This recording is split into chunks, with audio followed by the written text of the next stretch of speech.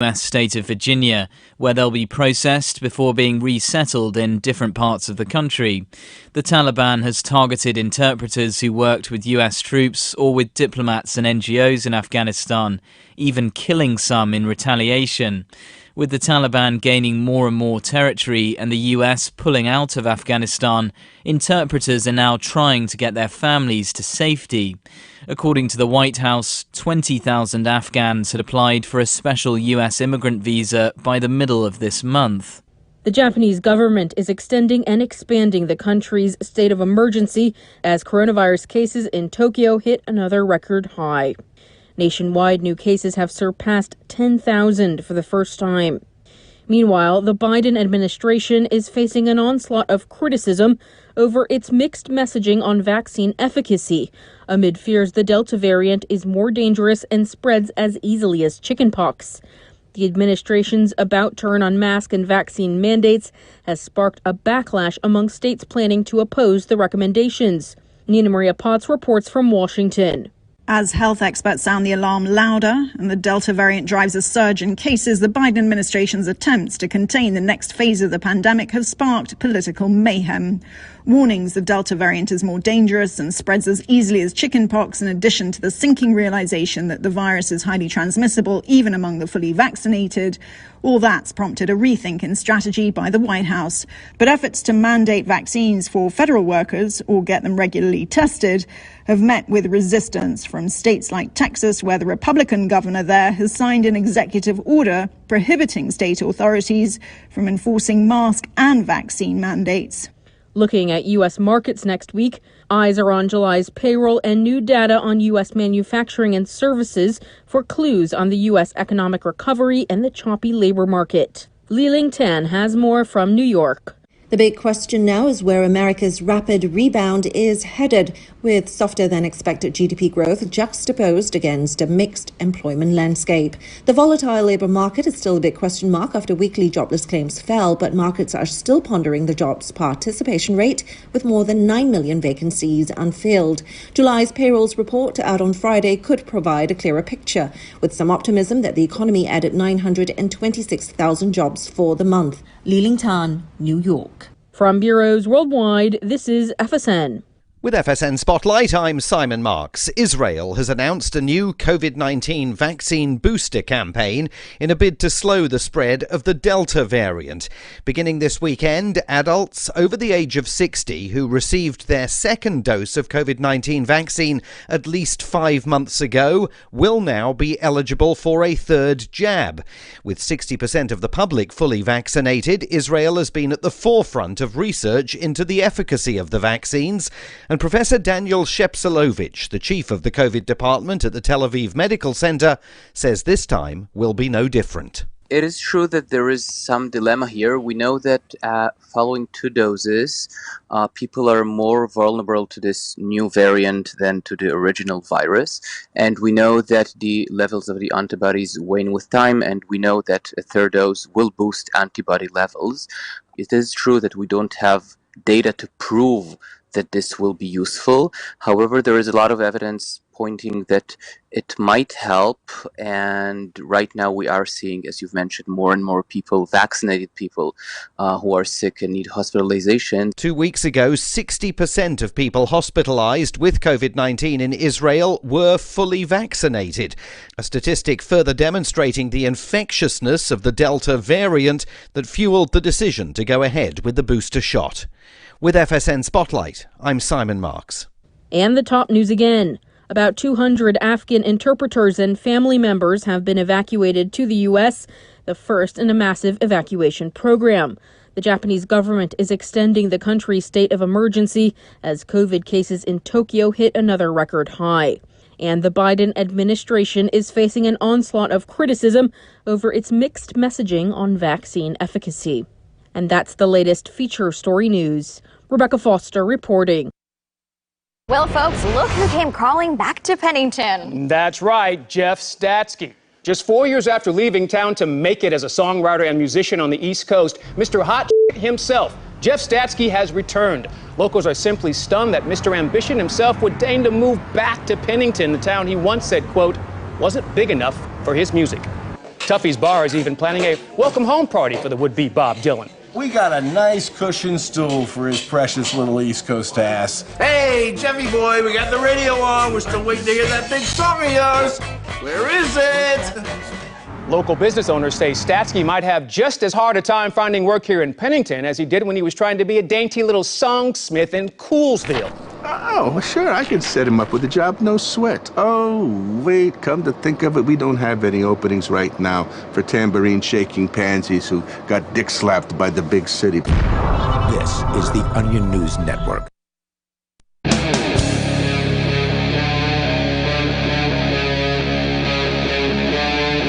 Free Talk Live.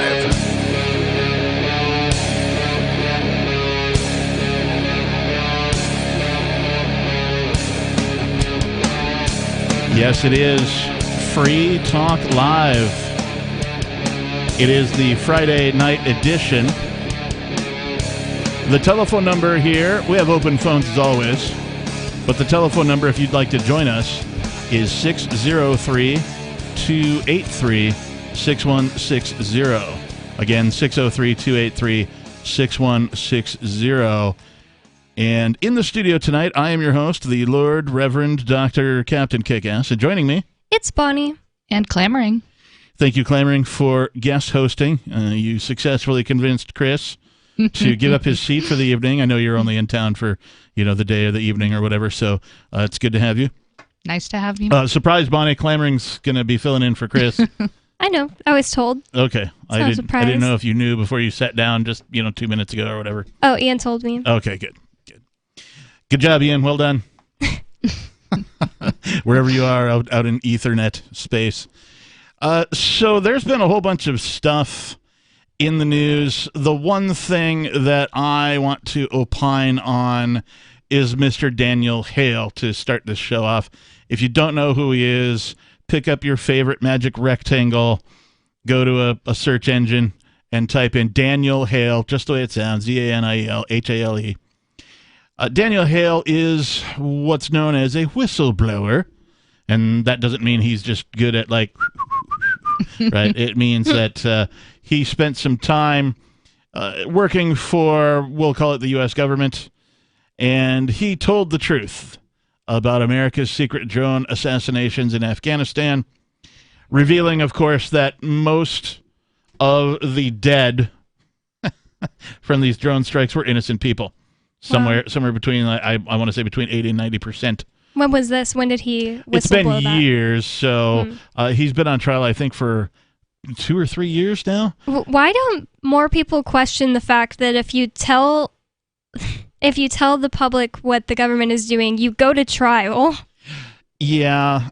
Your government that works for you. So, at any rate, Daniel Hale, he's a former U.S. Air Force intelligence analyst. He was sentenced to 45 months in prison after he previously pled guilty to passing along classified documents to a reporter that were subsequently published in 2015.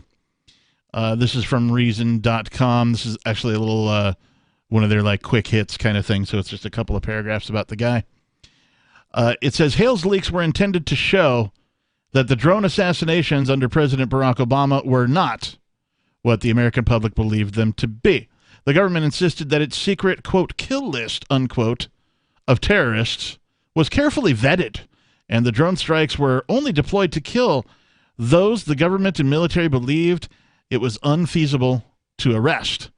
The reality Hale revealed was the drone strikes regularly resulted in the death of innocents, and the government covered it up by automatically classifying anybody killed as militants, even when they weren't the targets of the strikes. This allowed the government to insist that civilian casualties were being kept to a minimum. So the government lied. This is my not surprised face. Right? We know sitting here in this studio, and if you're a regular listener or a regular host and a regular call or whatever it is, that if you're paying attention, you know that this is not well, it is shocking. It's shocking that it continues to go on, but it's certainly common for government to lie. But this guy said, hey, wait a minute. The government is lying, And I think other people should know that they're lying and how bad they're lying and what they're lying about. And he was like, hey, here's some stuff, press. Go ahead and publish this stuff. And the press did. And so now he's going to prison. Going to prison. So imagine you pay for private protection, and part of what they're doing for you is drone striking people on your enemy list. And then they're not telling you that they're killing other innocent people. Then someone working for them tells you, then they get to be punished by the people you hired. Makes no sense. Yeah, it takes leaps of illogical stammering to get to that conclusion and have it kind of make sense to you in your own head. But if you just look at it at its simplest terms, at the highest level, it makes no sense at all.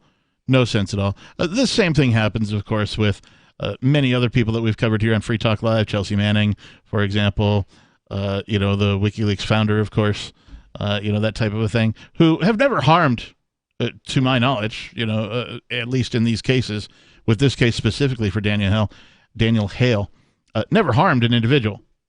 Right? There's nothing, he didn't harm a person, he didn't destroy anybody's property. Perhaps as a military analyst, he shuffled some paperwork or something, that resulted in some people dying. I don't know what that entails. But for these specific things, if you're just revealing that, hey, your government's lying about targeting these very specific people, and in fact, these drone strikes are killing innocent civilians, to me, that's not a crime. Yeah, it's words. Take some mental gymnastics. That's the terminology I was looking for. Thank you. Mm-hmm. Mental gymnastics to get around to anything like calling this guy. Like, I'm sure there's people out in Radio Land right now listening to us going, that Daniel Hill guy, he's a traitor. He worked for the government and then he told. It's like, well, okay, he told because he felt it was the right thing to do. He told because he felt that the military was killing innocent people. I mean, this to me seems wrong. I don't know about you guys. And if you stand behind the government, no matter what they do, even if they do something blatantly wrong, then you're wrong. I couldn't have said that any better. That's spot on. I mean, nail on the head. It really is a question of that. And I don't know what it's going to take for the general populace to realize that. Right, that very thing, that, you want to feel like you're on the right team, Team America, if you will, right? You want to feel like your team is doing the right thing, but when your team is doing the wrong thing, when your team is harming innocent civilian people, when your team is murdering people that you've never met, who have no beef with you at all, who've never done anything to harm you or your family or even your country for that matter, right? And they're being killed, and it's being misreported by the people doing the killing. I mean, I feel like you have a responsibility. And so did Daniel Hale. He felt like he had a responsibility to let people know, hey, look, government's lying, the government's covering up. They're saying, no, we're only killing targeted individuals. And they're hiding the fact that they're killing innocent civilians. And he said, this is wrong. I'm going to do what's right. I'm going to stand up, and he's going to prison for it for 45 months at least. Not that I agree with them having a list of people that they want to kill on my behalf, supposedly. Right. But there's just no mental gymnastics that I can think up to make it okay for them to kill civilians in their quest for killing, honestly, their enemies, not mine. Yeah, that is true. It is the enemies of the empire on that kill list, not enemies of yours or anybody out there in Radio Land right now. 603-283-6160. If you have an opinion on Mr. Daniel Hale, give us a call and let us know.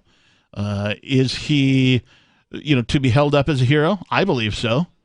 Is he a traitor in your mind? If so, tell us why. Why do you think that him revealing that the government is lying, makes him a traitor?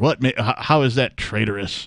Please explain it to me, because I don't understand how somebody revealing innocent people being murdered and then lied about by the people doing the murdering is anything good. There's nothing good that can ever come out of that. And the fact that you didn't know, and you wouldn't know had it not been for him. Had he not stepped forward, you'd probably still just believe what your television has told you And that is that, oh, yes, we targeted these individuals on the kill list, and, there was a limited amount of what they call collateral damage. But that is not true. I thank you, Daniel Hale, for your service to the people in revealing that these drone strikes were killing innocent people. I thank you. I'm sorry that you're going to prison, and you shouldn't be. 603-283-6160. More Free Talk Live is on the way.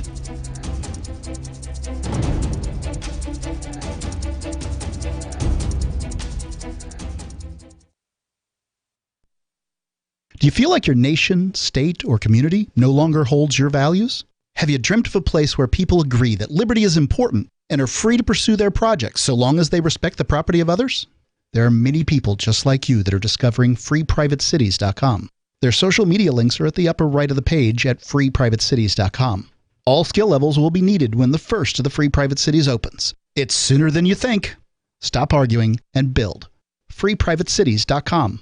If you want to know the latest about Free Talk Live before we go on the air, all you need to decide is how you want it delivered. It's your choice. Visit news.freetalklive.com to receive our usually weekly news updates by email. Plus, we have a Twitter account at twitter.freetalklive.com, and you can follow us on the decentralized Mastodon platform at toot.freetalklive.com. So please follow us at toot.freetalklive.com and sign up for our emails at news.freetalklive.com. When Monster Hunter International discovers one of Isaac Newton's wardstones being auctioned off, they decide to steal it and use it to destroy the Chaos God once and for all. But a mysterious thief upends their plan, and it soon becomes a race against time as something much older and infinitely more evil awakens in the jungles of South America. Monster Hunter Bloodlines by New York Times bestselling author Larry Correia and Baen Books. Visit monsterhunternation.com for more. Are you tired of governments murdering people around the world? Stop using their money. There is an alternative. Bitcoin is a stateless free market non-political currency. Bitcoin cannot be inflated or controlled by any government. By using their money, you are helping the state. Stop doing it. You have an incredible alternative available now. Learn it, use it, spread it. Get started with Bitcoin at bitcoin.com. That's bitcoin.com. The Free State Project has reached its goal of 20,000 liberty lovers who've pledged to move to New Hampshire and get active to achieve liberty in our lifetime. Perhaps you're trying to figure out what part of New Hampshire should be your destination. If so, consider Keene. You'll find more than 150 reasons to move to Keene at move.freekeene.com. Keene is famous for its historic, publicity-generating activism, as well as being the liberty media capital of the world. It's home to freekeene.com, New Hampshire's destination for liberty activism, news, and opinion. For years, we've been compiling over 150 reasons to move to Keene at move.freekeene.com, where you'll learn about some of what's happening here and what makes Keene a great place to live. If you love liberty, you'll probably enjoy anywhere you end up in the Shire. But do your due diligence first. Please visit move.freekeene.com for the full list of over 150 reasons to move to Keene. That's move.freekeene.com. The LRN.FM social media channels have been revamped. We've eliminated Facebook and focused on other platforms like Twitter and Mastodon, the decentralized alternative to Twitter. On our accounts, you'll find posts from multiple LRN.FM show hosts together in one place. Follow us on Twitter at twitter.lrn.fm, or better yet, move to the decentralized Mastodon social media platform at toot.lrn.fm, toot.lrn.fm.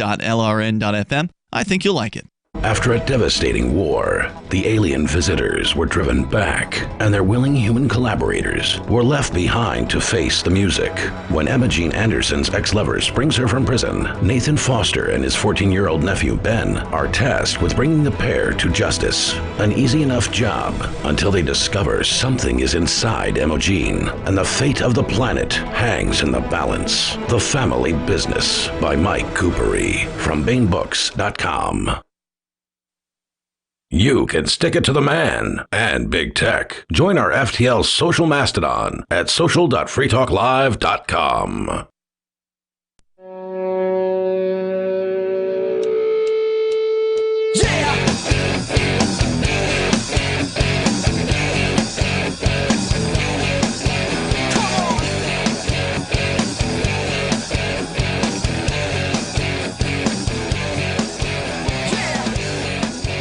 Welcome back to the program, everybody. It is Free Talk Live. The phones are open. The telephone number is 603-283-6160. You can call in and talk about anything that's on your mind. We were talking about Mr. Daniel Hale, the whistleblower, who has been recently sentenced to 45 months in prison after he pled guilty, of all things. But again, 603-283-6160. In the studio tonight, it's myself, the captain. It's Bonnie. And Clamoring. And we're going to move on from the bit about Daniel Hale. I believe this has been covered previously here on Free Talk Live. I had something to say about it, and I wanted to get it out live on air just to make sure that I said my piece about it. He should be a hero, and he should not be in prison. But regarding more interesting stuff happening in the world, we know that the United States Postal Service has a program called ICOP, I-C-O-P. That stands for the Internet Covert Operations Program. Bonnie, I think you and I were on when we first broke the news about the ICOP. Yeah, I know Ian was in jail because he didn't even know about it until like a week and a half ago or something. I said something about it to him, and he was just like, huh? And I was like, oh, you were in jail when we talked about this, so I guess you never heard about this until not even 2 weeks ago. Are you familiar with this claim? I'm not, no. So the post office has... But they're apparently doing a lot of weird stuff that I am totally unfamiliar with, and that seems very counterintuitive. They have a whole team of people called ICOP, and their job is to snoop on your social media. That's right. The post office has a whole team. I know it's ridiculous to even say. The post office employs a whole team of people to snoop on your social media. And so we covered that months ago, right? Back in March. Well, it turns out that there's been a lawsuit filed over the United States Postal Service surveillance. That's cool. I'm glad to hear that. The nonprofit Electronic Frontier Foundation, yay, also known as EFF, a very cool organization in my book. I just want to put a pin in that for 1 second and just say, if you're not already a subscriber to Smile Amazon, you can put EFF as your Smile donation. Oh, nice. I didn't know that. Yep. I will go and do that. I used to do, some time ago, Free Talk Live used to have an affiliate program where you could benefit Free Talk Live by using, links and such. But that has expired, and so I haven't done anything with my Amazon subscription. I will go do that. I have the Free State Project. I think it still has. I'm pretty sure I still have it as the Free State Project. Nice. Probably haven't given that much money to it. I don't know how that works. Well, at any rate, the EFF has filed a lawsuit over a secretive social media surveillance program conducted by the United States Postal Service. This again from Reason. They noted in the August-September 2021 issue, the USPS has been running an Internet Covert Operations Program, also known as ICOP, in which U.S. Postal Inspection Service agents are tasked with monitoring the likes of Facebook, Parler, Twitter, and Telegram for information about protests and more. How does that fall under the United States Postal Service? Good question. I'm just really unclear on that. I don't know. I also asked that question. I have yet to receive an answer. If you have any idea of how United States Postal Service workers monitoring your social media falls under the responsibility of the United States Post Office, give us a call at 603-283-6160 because I and others would like to know. And also, are our taxes paying for that?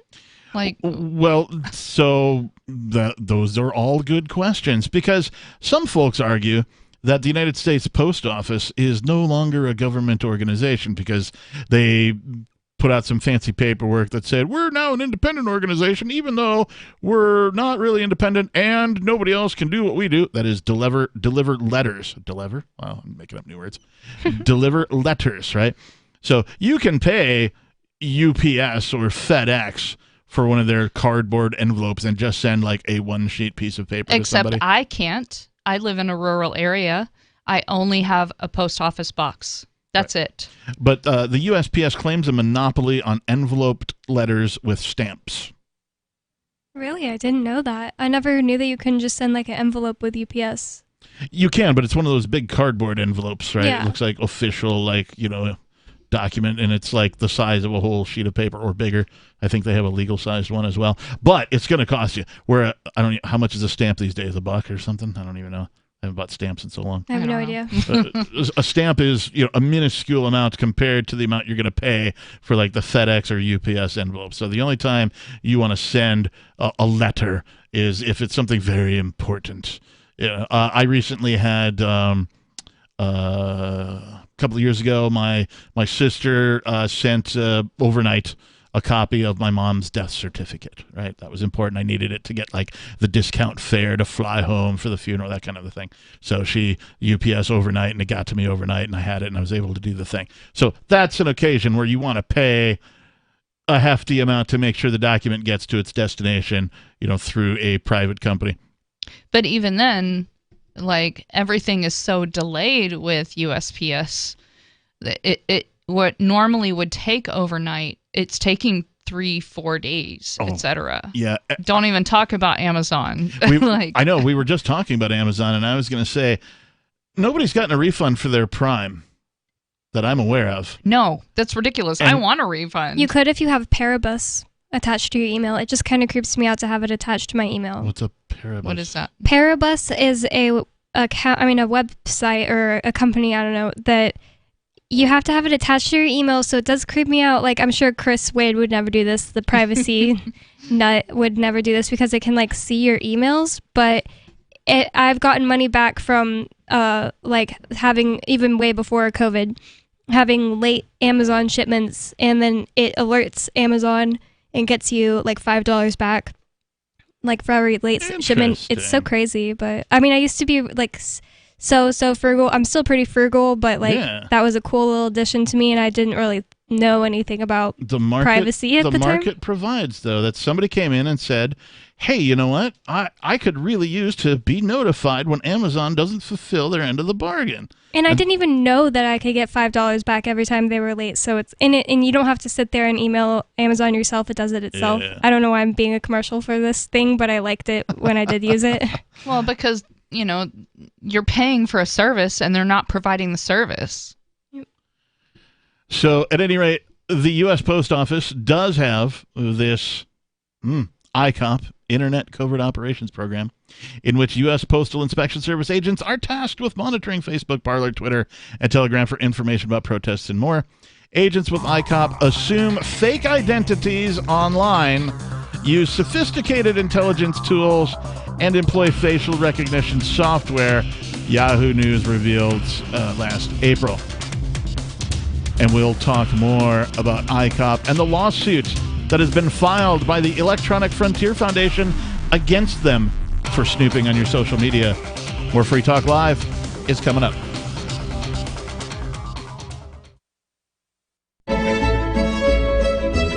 Carl Watner, longtime proponent of a voluntary society, died last December. You may have seen his articles published on his website, voluntarist.com, in his newsletter, The Voluntarist, the Mises Institute, or elsewhere over the last 40 years. His newest book, I Must Speak Out, Volume 2, The Best of the Voluntarist, is now available via Liberty Under Attack Publications. This 430-page second volume spans the years of 2000 through 2020 and includes articles by Carl Watner, Hans Hermann Hoppe, Carl Hess, Benjamin Tucker, George H. Smith, Lysander Spooner, Pete Eyre, Joyce Brand, and many others. I Must Speak Out is for the newly initiated, the veteran voluntarist, or anywhere in between. Buy the book now at libertyunderattack.com/voluntarist. For more great content on building a voluntary society and for Carl's extensive archives, check out voluntarist.com.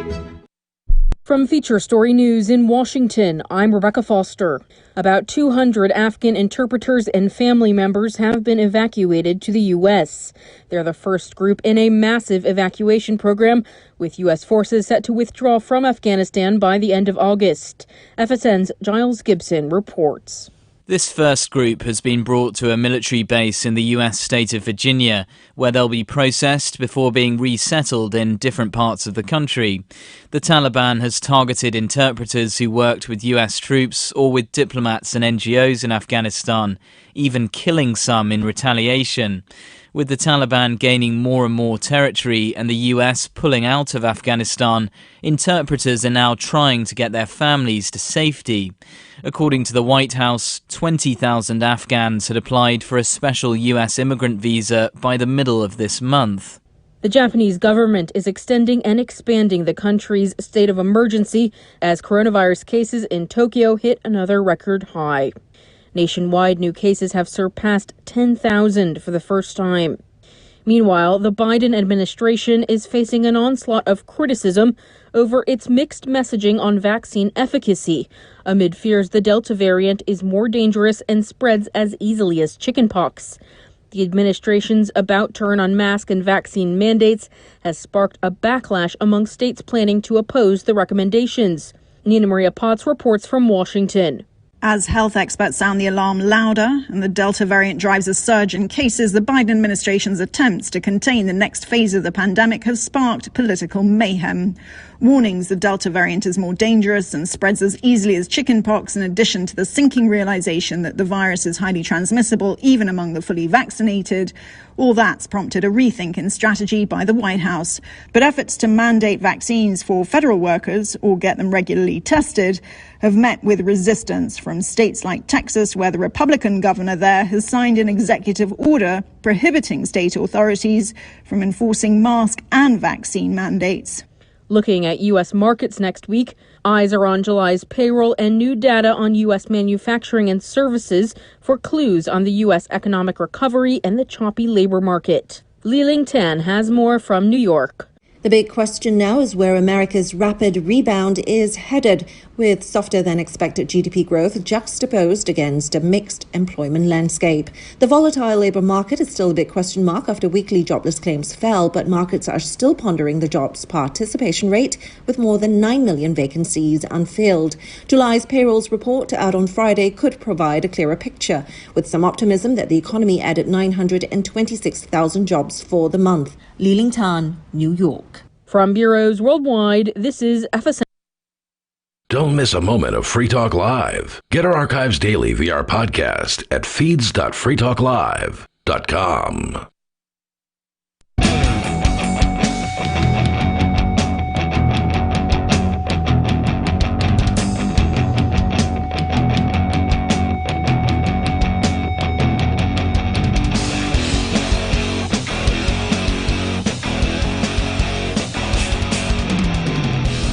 Oh, wow, man. Is it like Friday or something? I think so, dude. Wow. And we're doing a radio show, is that right? Dude, we're totally on the radio. No, we're not. It's No, like- we're not. Just keep talking. Oh. We're not doing Free Talk Live? I thought yeah. this was a live radio program. Yeah, I where don't know. You could call in and take control and talk about whatever was on your mind. I was under the impression that that's what we were doing, man. Are we doing the stoner voices because Dustin the Wind from Kansas asked for more high times on the show? That's what he asked for. Like, yeah, man. We're doing that for Dustin. The telephone number is 603-283-6160. Oh. Again, 603-283-6160 if you would like to call and talk about whatever's on your mind. We've been talking about the United States Postal Service and their ICOP program, which we've covered previously. We're just giving a recap at this point. But the EFF, the Electronic Foundation for Free, is that right? Bless them. Electronic Freedom Foundation? Electronic Frontier Foundation? I got to look it up, man. I don't even know what it is. You guys seem to know what it is, but I've never heard of it. The Electronic Frontier Foundation, EFF, thank you, is suing over secretive social media surveillance program. Now, we all found it incredibly weird that the United States Post Office has a team of people snooping your social media, and we'll talk more about that momentarily. But first, I need to tell you that it's hard to believe that Bitcoin has only existed for a little more than a decade. and that decade has seen some remarkable developments for Bitcoin and cryptocurrency. Already, Bitcoin has proven to be an invaluable tool that is changing the world. Chances are you've already heard of Bitcoin, and maybe you've decided that it's finally time to learn about it. Well, Bitcoin.com has everything you need for that, including some very short videos that will only take a few minutes of your time to teach you the basics so that you can get involved with this groundbreaking technology. Even if you already own and know about Bitcoin, there's still something for you at Bitcoin.com. You can stay up to date on all the news that is relevant to you at news.bitcoin.com. There's something for everyone, from the novice to the expert, and it's all on a sleek, easy-to-use modern website. Please check it out. Visit Bitcoin.com. I saw that Bitcoin went over 40,000 today. It did. It's been kind of hovering. It went over and it dropped back below, and it went over and dropped back, and now it's back over again. So we hope for the best. I personally, I'm not a financial advisor. I'm not an attorney. I'm not a pro. I don't code cryptocurrencies. I'm not a developer, but I have seen the cycles of technology, and it is my opinion that Bitcoin will attain a new all-time high at some point. I think the all-time high was 64,000 something, 65,000, thereabouts. Around there. Yeah. I think it's going to go higher than that at some point. So I'm holding on. I'm waiting. I'm hodling, if you will. Hodl. I'm going to hodl, but I am definitely enthused. I mean, even at $40,000, 10 years ago, heck, even 2 years ago, when Bitcoin was not even 10 grand or whatever it was, for it to be 40 grand today is amazing. Everybody's like, oh, it's down. No, it's not. It's on a continual incline since its inception overall, big picture. Well, lots of things have changed in the world. And like what? Clamoring? Oh gosh, I don't know. Maybe a pandemic? How about the Federal Reserve pumping billions and billions and billions and billions of dollars into the economy? Money printer go brrrr. That's the one. So, yeah, I'm very, very optimistic about Bitcoin's future and cryptocurrency in general. It uses mathematics. And, while we're on the topic, we'll get back to the USPS lawsuit by the EFF, but I just want to say happy birthday to Ethereum. Now, there's some folks in the Liberty community that sort of poo-poo Ethereum, and I don't do that. I'm still a fan. I think even early on, like I read the Bitcoin white paper, and I was like, this is awesome. And then Ethereum comes up, and Ethereum's only 6 years old, I believe. Yeah, 6 years ago today, Ethereum was born. I read the Ethereum white paper, and I went, this is different. This is, instead of being, just, quote unquote, just a cryptocurrency, this is the equivalent to a cloud computer where anybody can develop programs on this giant computer in the sky that anybody can have access to. And so I thought it was a better use case. So far, it certainly is living up to its expectations as just that. It is the world's premier smart contract platform. And so if you want to do something cool, smart contracts are, well, they're neither smart nor are they really contracts. They're dumb and they're programs, right? They're just logic-based stuff. So I don't know, for example, in cryptocurrency trading, if you want to trade Ethereum, once Ethereum reaches X amount of dollars per Ethereum, if Ethereum reaches $2,500 per Ethereum, then you want to sell. Well, you can set up a smart contract that says, hey, when Ethereum reaches this, I want you to sell to this, and it's all automated. You don't have to do anything. You just program it in advance. There's other things you can do with smart contracts, like really imaginative stuff. I mean, you could make like a whole home mortgage based on a smart contract. Yes, and so whenever the mortgage is paid off, then the title automatically transfers, and it eliminates the bureaucracy that is currently held by government. Right? Or the banks. Or the whatever. banks, right. The banks and the government together act as the silo of authenticity.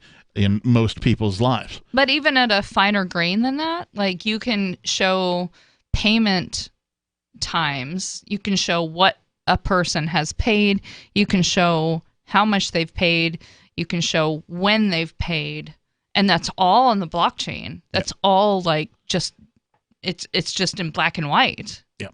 And folks have done all sorts of things with it, and it's going to continue to get better, in my opinion.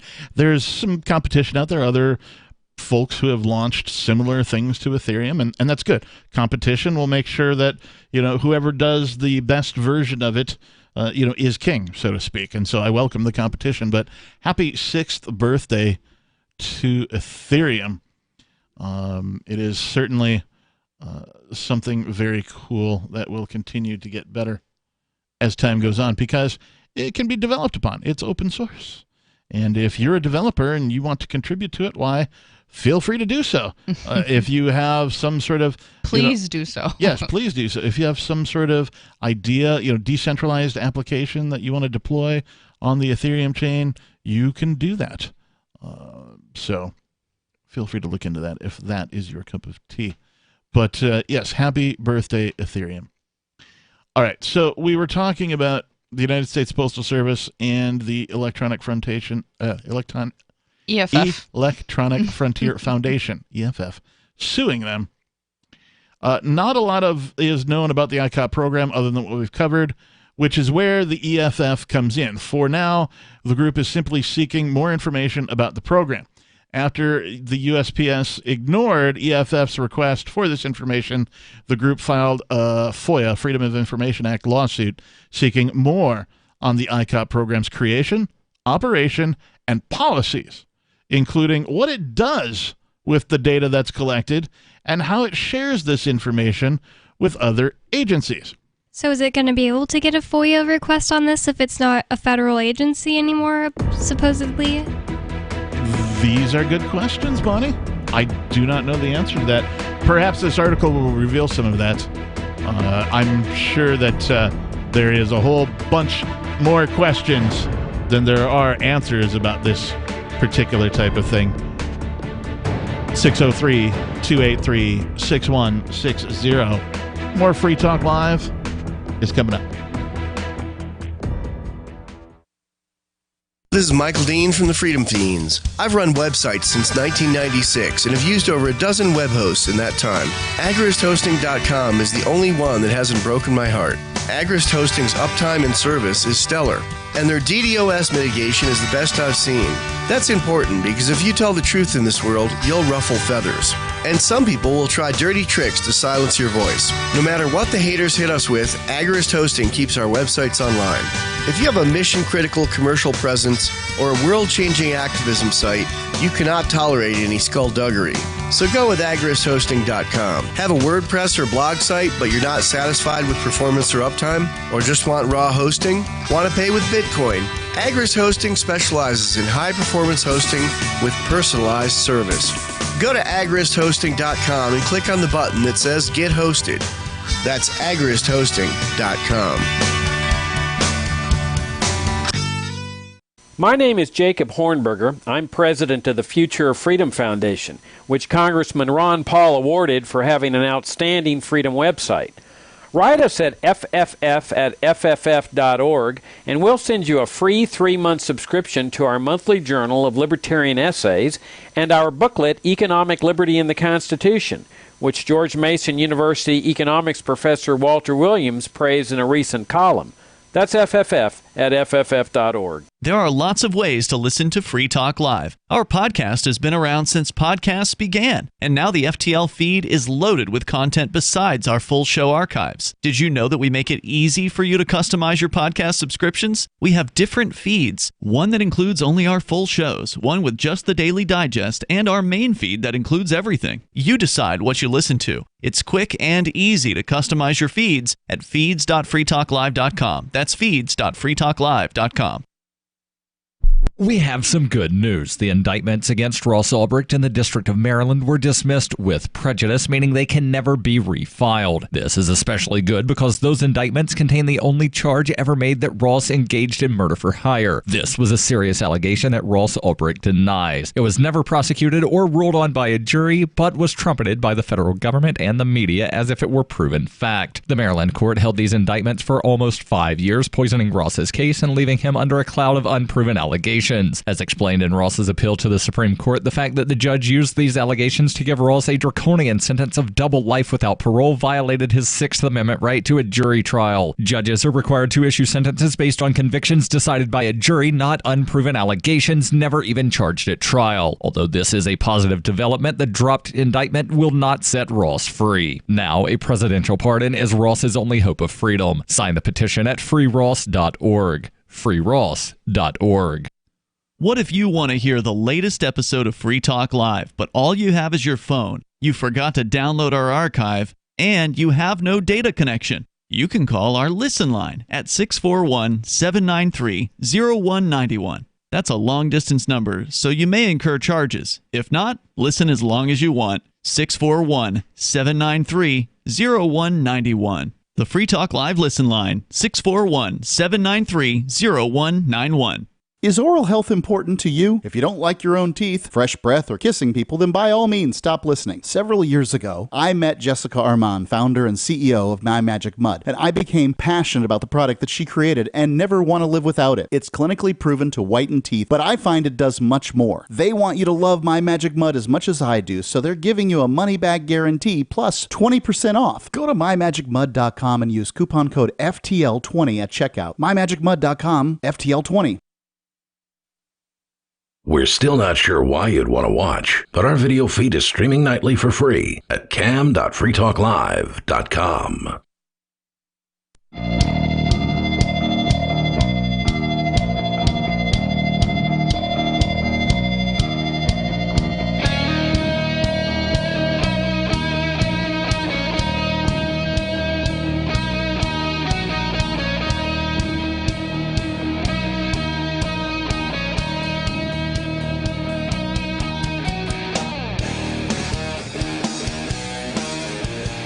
And we're back. Welcome back to the show. It is Free Talk Live. The telephone number here in the studio is 603-283-6160. Again, 603-283-6160. If you want to give a call, talk about whatever's on your mind. You can talk about whatever we're talking about or anything at all. It's called Free Talk Live for that reason. I am your host tonight. I am the captain. Joining me, it's Bonnie. And clamoring. Should I talk like that too? Yes, please. I don't know if I can keep this up the whole show. You can do it. I believe in you. She Talk Live. There was a scare. There was a minute where there was a Wednesday when She Talk Live was supposed to occur. That it did occur, but they needed somebody to fill in or thought they might, and so they pinged me and they're like, "Hey, Captain, can you?" And I'm like, "I don't have a wig." But did you have your top off? I did not. No, that's that's really where it's at. That's not something I'll be participating in. Oh, okay. Would you, Tamsin? I would definitely, because apparently they want to do it every week now. I have sensitive nipples, so I'm down. I just need 24 hours notice. I'll be here. I don't want to expose them to the whole world. They might get mad at me. I don't want to even look at. I don't get even rashes on air. I don't even want to look at your nipples, Captain, for fear that they might stand up. They might lash out and salute. They have goatees of their own. I'm just kidding. They don't. Oh my goodness. Maybe they do. You'll never know. So at any rate, I didn't have a wig, and so fortunately, She Talk Live went on without me, and all was well. No. Although, even with the wig, I got the giant goatee, so I'm not going to be able to hide my manliness very well. That would make it even funnier. I think you just need to turn it upside down. Although once upon a time, I did take a beard wig from what was to be a nativity scene play from a church or whatever, and instead of wearing it as a beard, I turned it around and I wore it as like a mullet. It was hilarious. But that's a story for another day. We've been talking about the EFF suing the United States Postal Service over this ICOP program because, well, it seems that nobody knows what the post office policies are, why it was created, how it operates, or what it does with any of the data collected from snooping on your social media. And so they filed this lawsuit, and they say, we're filing this FOIA lawsuit to shine a light on the why and the how the Postal Service is monitoring online speech, Houston Davidson, EFF Public Interest Legal Fellow, said in a statement. This lawsuit aims to protect the right to protest. The government has never explained the legal justifications for this surveillance. So it's protecting the rights to protest because the ICOP program is monitoring people's social media to tell on people organizing protests. Is that why they're saying that? It seems to be, yes. Because the other statement that we read from earlier was it's monitoring the likes of Facebook, Parler, Twitter, etc., Telegram for information about protests and more. I wonder what the and more is. Yeah, I'm curious about the and more part. Like, okay, they've said information about protests, but what's the and more part? How that seems very broad and open-ended. Kind of catch-all. Extremist activity? I got news for anybody listening. I am the extremist. Facebook warned you about. Anybody who's watching, you might be able to actually see Clamoring has a T-shirt that says, quote, I'm the extremist Facebook warned you about, unquote. It's a pretty great T-shirt. That's awesome. It's also hot pink. It's appropriate studio wear. It's serendipitous that you were in town today and that Chris was amenable to giving up his chair for you for this guest thank you, spot. Chris. So at any rate, they go on to say, this is the EFF that we're quoting here, we're asking a court to order the USPIS, that's the Postal Service, to disclose details about this speech monitoring program, which threatens constitutional guarantees of free expression and privacy. Now, I think the Constitution is worthless. It's a piece of paper with a bunch of words on it, and nobody's following it anyway. So, the part where they mention that it threatens constitutional, whatever, that's fine. But it certainly threatens free expression and privacy. And as a privacy advocate and a free speech advocate, this is definitely something to pay attention to, because I'm willing to bet anybody listening has the same questions that we have. What the post office is doing? What? And and nobody's told anybody about what and where it goes and why they're doing and how. And yep, that's exactly what happened. This is your government in action, people. Well, I also have questions for you, Captain. Mm-hmm. Where you're questioning the Constitution,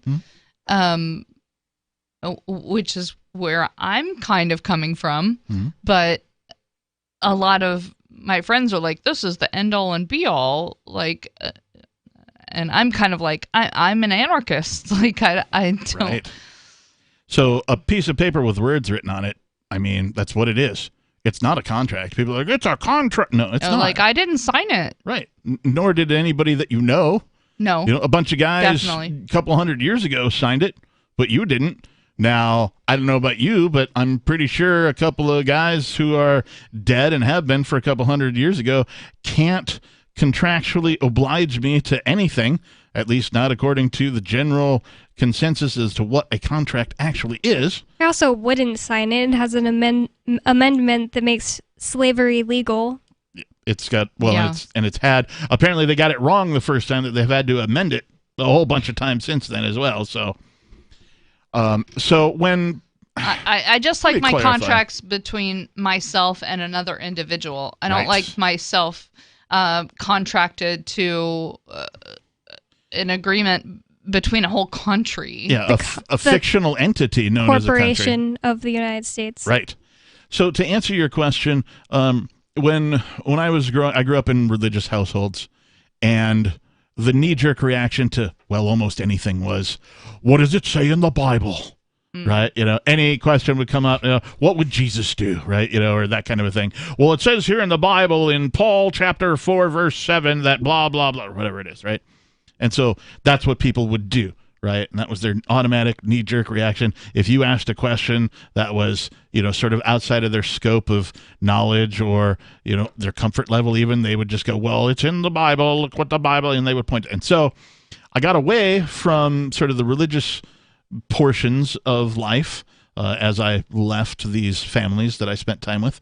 And then I guess it could be said that I might appear to have been a constitutionalist, right? And I say that because whenever somebody would start discussing politics or laws or, anything surrounding any government agency, I would always go, well, what does the Constitution say, right? Because here I'm doing the exact knee-jerk thing that my religious families that I was brought up with were doing with the Bible. Now I'm doing it to this magical piece of paper that's just words. It's just words written on a piece of paper. That's all it is. That's all it will ever be. And I'm going, well, what does the Constitution say about it? Because we should go and we should look at this thing. And so that's exactly what this article is doing, too. This article is saying it threatens constitutional guarantees. Well, the Constitution didn't guarantee anything because everything the Constitution guaranteed, quote unquote, has been violated. I think talking about things in terms of, is it violating the Constitution is a good way to point out to normies that something is wrong. Hey, they're not even playing by their own rules. Not that I think these should be the rules. Yeah. But yeah, here's the rules that a bunch of old guys a couple hundred years ago wrote down that nobody can even follow. And I don't mean nobody, our former co-host. I mean no one, no person, no entity. No, because if you really want to read the Bible and read the rules that are written in the Bible, it's not going to go well. Yeah, no, well, and the same with the Constitution, for that matter, right? Mm-hmm. I mean, you can read the Constitution all day and all night and be like, oh, well, this is what's supposed. And then if you look at all of the laws that have been passed and you go, oh, my gosh, there's an overwhelming amount of laws. Yes, so many that they can't even be counted. And very few of them actually adhere to what's written in the Constitution. If you look at just the federal government themselves, with the money printing outsourced to the Federal Reserve, well, that's not in the Constitution either, right? So how did that happen? Yes. So the Constitution is full. Well, it's full of it, really. It's literally just words written on a piece of paper. One of my favorite anarchists likes to point out that it could be summed up like this. I'm allowed to rule you. That's the essential version of the Constitution. They're allowed to rule us. 603-283-6160. More Free Talk Live. Hour number 2 is next.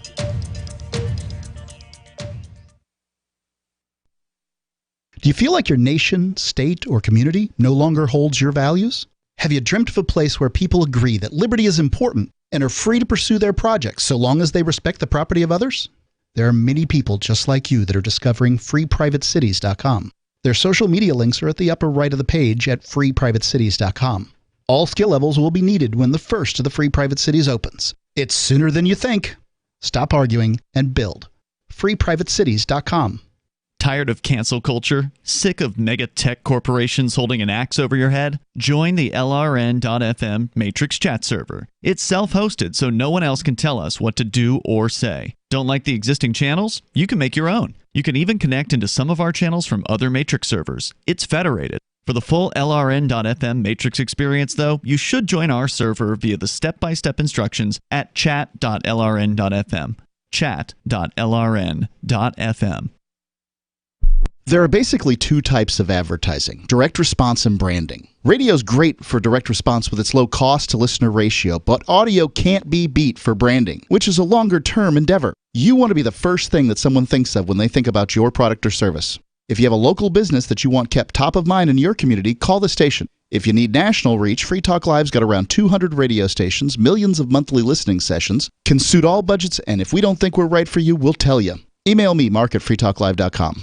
Some of you asked, and now we've delivered. LRN.FM's live Keene, New Hampshire studio shows are now streamed in HD on Twitch. Visit our channel at twitch.lrn.fm and give it a follow. If you have Amazon Prime, you get one free subscription on Twitch. If you use it on our channel, Twitch will give LRN.FM a monthly piece of your Prime subscription cost. So please watch, follow, share, and subscribe to twitch.lrn.fm. That's twitch.lrn.fm.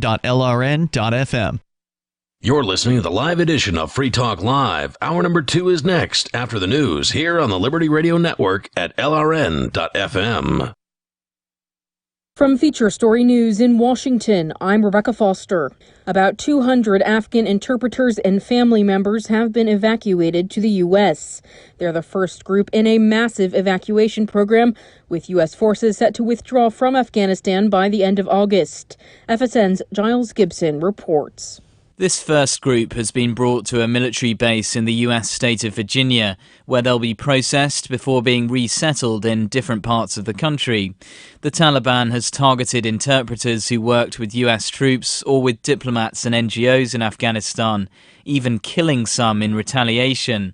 With the Taliban gaining more and more territory and the US pulling out of Afghanistan, interpreters are now trying to get their families to safety.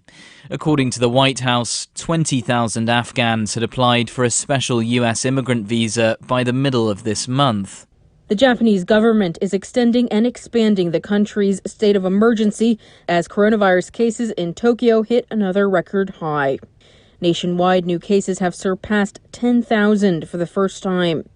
Meanwhile, the Biden administration is facing an onslaught of criticism over its mixed messaging on vaccine efficacy, amid fears the Delta variant is more dangerous and spreads as easily as chickenpox. The administration's about turn on mask and vaccine mandates has sparked a backlash among states planning to oppose the recommendations. Nina Maria Potts reports from Washington. As health experts sound the alarm louder and the Delta variant drives a surge in cases, the Biden administration's attempts to contain the next phase of the pandemic have sparked political mayhem.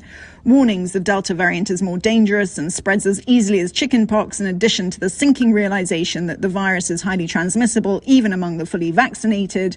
All that's prompted a rethink in strategy by the White House. But efforts to mandate vaccines for federal workers or get them regularly tested have met with resistance from states like Texas, where the Republican governor there has signed an executive order prohibiting state authorities from enforcing mask and vaccine mandates. Looking at U.S. markets next week, eyes are on July's payroll and new data on U.S. manufacturing and services for clues on the U.S. economic recovery and the choppy labor market. Li-Ling Tan has more from New York. The big question now is where America's rapid rebound is headed, with softer than expected GDP growth juxtaposed against a mixed employment landscape. The volatile labor market is still a big question mark after weekly jobless claims fell, but markets are still pondering the jobs participation rate, with more than 9 million vacancies unfilled. July's payrolls report out on Friday could provide a clearer picture, with some optimism that the economy added 926,000 jobs for the month. Li-Ling Tan, New York. From bureaus worldwide, this is FSN. With FSN Spotlight, I'm Simon Marks. Israel has announced a new COVID-19 vaccine booster campaign in a bid to slow the spread of the Delta variant.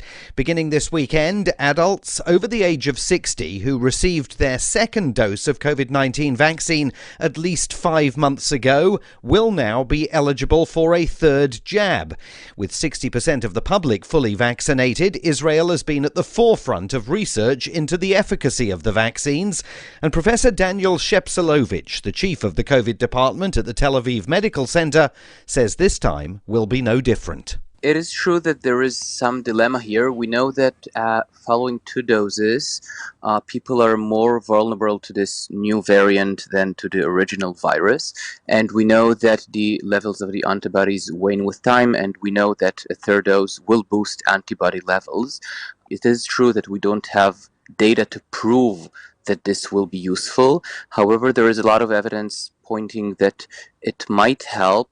And right now we are seeing, as you've mentioned, more and more people, vaccinated people who are sick and need hospitalization. 2 weeks ago, 60% of people hospitalized with COVID-19 in Israel were fully vaccinated. A statistic further demonstrating the infectiousness of the Delta variant that fueled the decision to go ahead with the booster shot. With FSN Spotlight, I'm Simon Marks. And the top news again. About 200 Afghan interpreters and family members have been evacuated to the U.S., the first in a massive evacuation program. The Japanese government is extending the country's state of emergency as COVID cases in Tokyo hit another record high. And the Biden administration is facing an onslaught of criticism over its mixed messaging on vaccine efficacy. And that's the latest feature story news. Rebecca Foster reporting. According to attendees of a karaoke night at Charlie's Bar and Grill, a man 30 seconds into singing Michael Jackson's Man in the Mirror better get his act together and get it together fast. He up from the get-go, coming in late on that first line, singing totally off-key. He needs to shape up and get his head in the game pronto.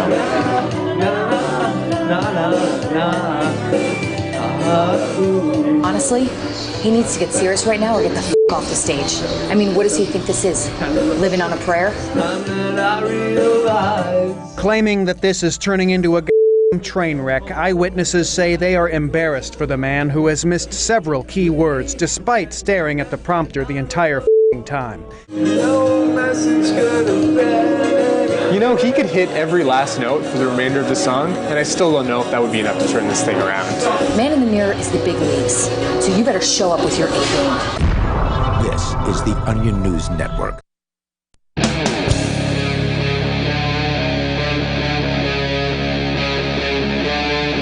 Free Talk Live.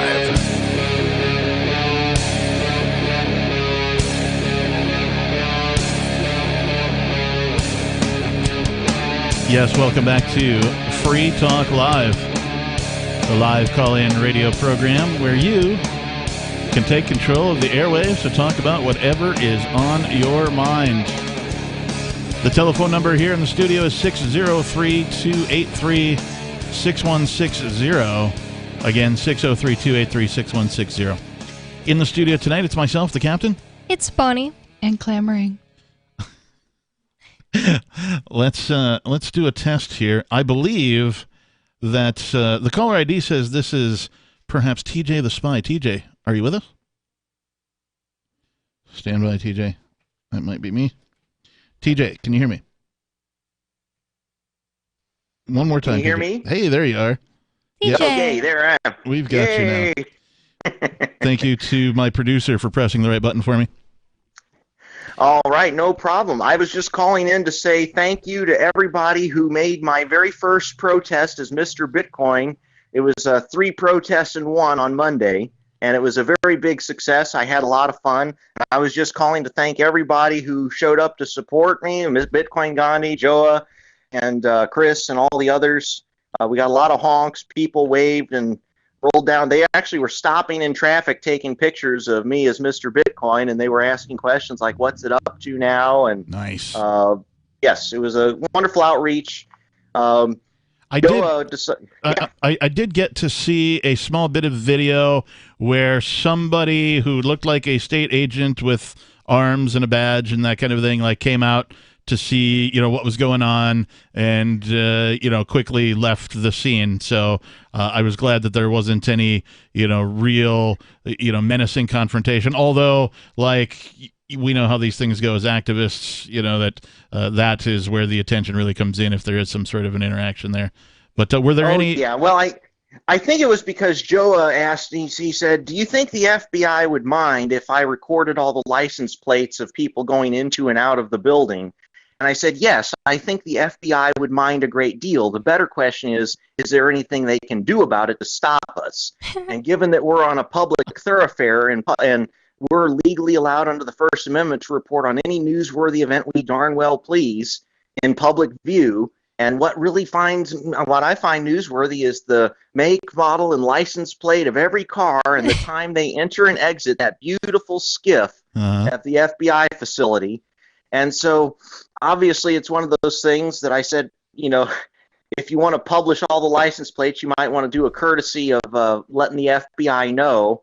But I said that's probably going to be something you don't want to do unless you really want to irk them. What was your favorite part about doing the protests? My favorite part was the Boston field office, simply because it was nice parking, it was good weather, and it was good visibility. People could stop when the train came by. They were forced to stop, and so they'd look out their window and point at Mr. Bitcoin and say, "Look, it's a Bitcoin." So it was great, and it was the very first protest that I organized. So, like, normally I attend other people's protests, but this was the very first protest that I kind of put together. And I want to thank Dave Ridley for coming out as Bitcoin Gandhi, and Joe and Chris for being my camera crew. I think the dynamic duo of Bitcoin Gandhi and Mr. Bitcoin is a very powerful duo that I think could do some more in the future. I don't know if y'all have any plans for that, but definitely. Like, I see that as a powerful mascot duo, if you will. Maybe everybody in the community needs to get their own Bitcoin alter ego.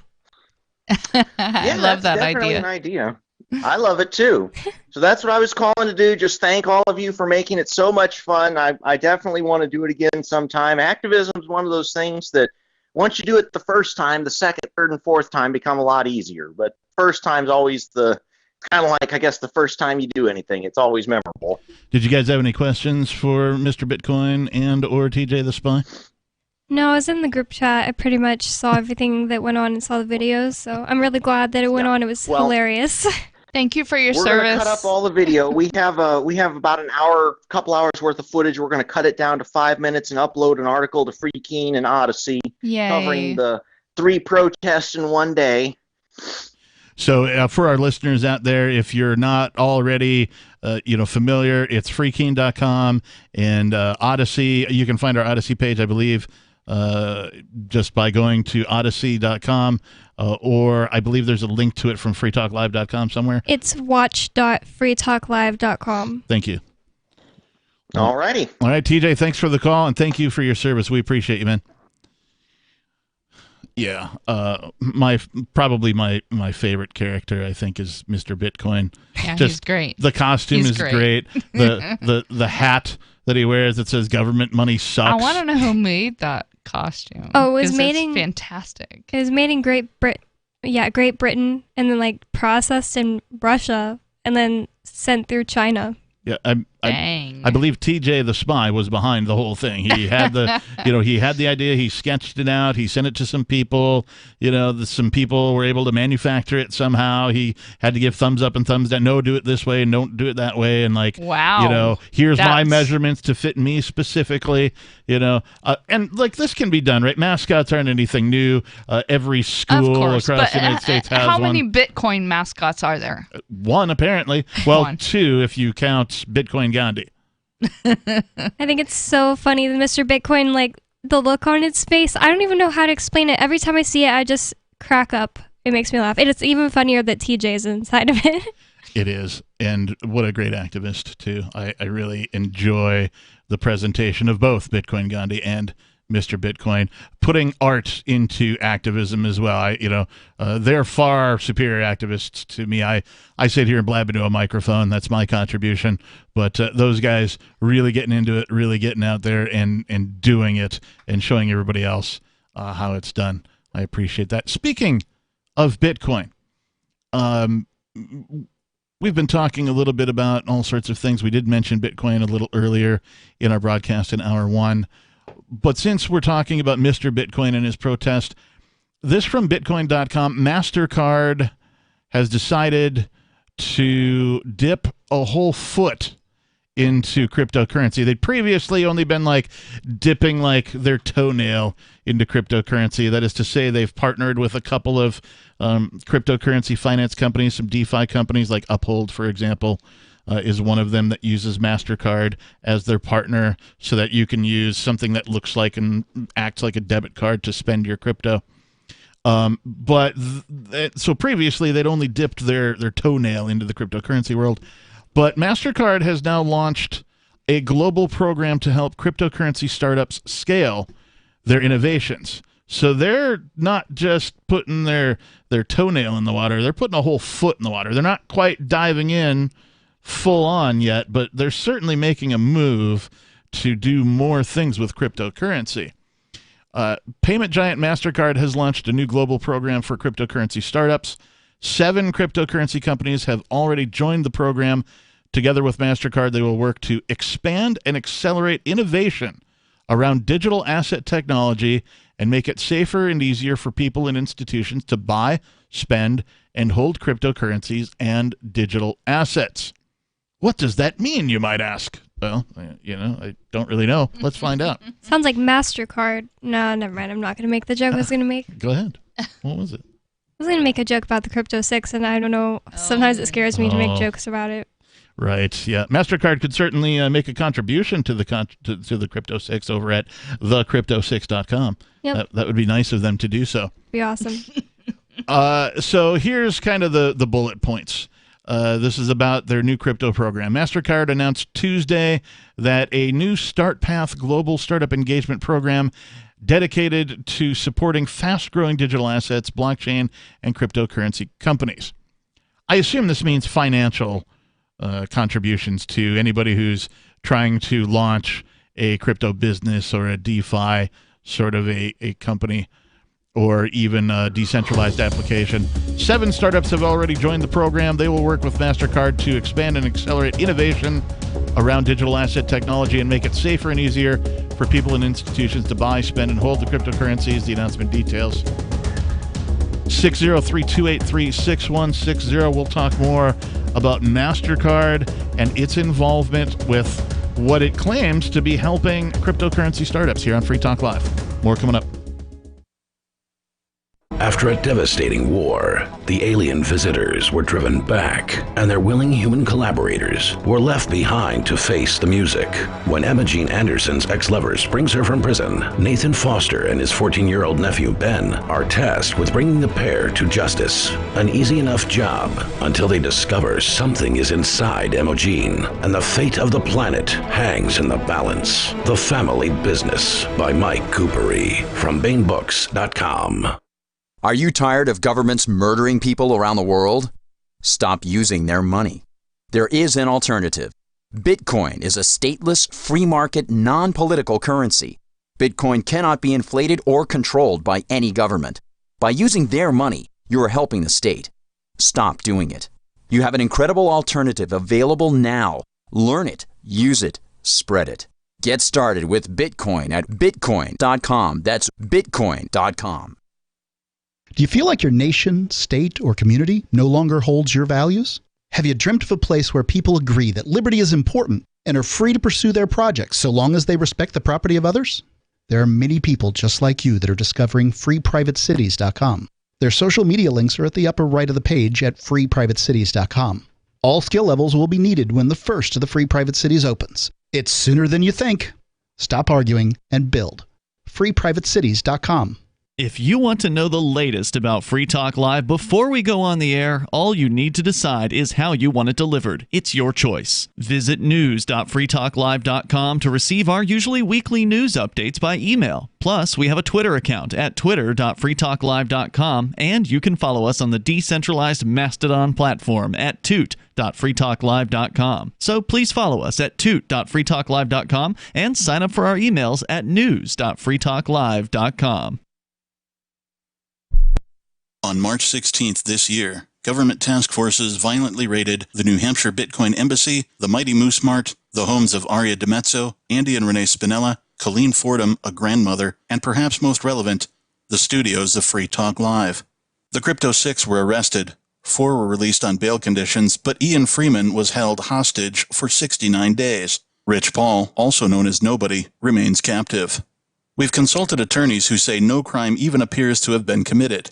But that didn't stop the Joint Thug Task Force from ripping out wires from our broadcast stacks, taking Free Talk Live off the air, resulting in a violation of our and your First Amendment rights. You can visit thecrypto6.com to help, but as importantly, contact other media and tell them about this outrage. This case is likely to set precedent for cryptocurrency use well into your future. Help our fight for liberty and financial freedom at thecrypto6.com. LRN.FM.com. The LRN.FM social media channels have been revamped. We've eliminated Facebook and focused on other platforms like Twitter and Mastodon, the decentralized alternative to Twitter. On our accounts, you'll find posts from multiple LRN.FM show hosts together in one place. Follow us on Twitter at twitter.lrn.fm, or better yet, move to the decentralized Mastodon social media platform at toot.lrn.fm, toot.lrn.fm. I think you'll like it. Looking for a great real estate investment? Consider New Hampshire, which is ground zero for the Liberty Movement. Your first call should be to Mark Worden from Porcupine Real Estate. He's more than just a real estate agent. He's your New Hampshire concierge. Where are the best places to live? Do you want farm, city, the burbs, or forest? Do you want a duplex or multifamily building so that renters pay your mortgage? There are homes in all price ranges in New Hampshire, and Mark can help with financing too. Invest in Liberty and property. Mark Worden can help. PorcupineRealEstate.com. Yep, we still do email. Drop your email address in the entry box at freetalklive.com, and you'll be kept in the loop with Free Talk Live.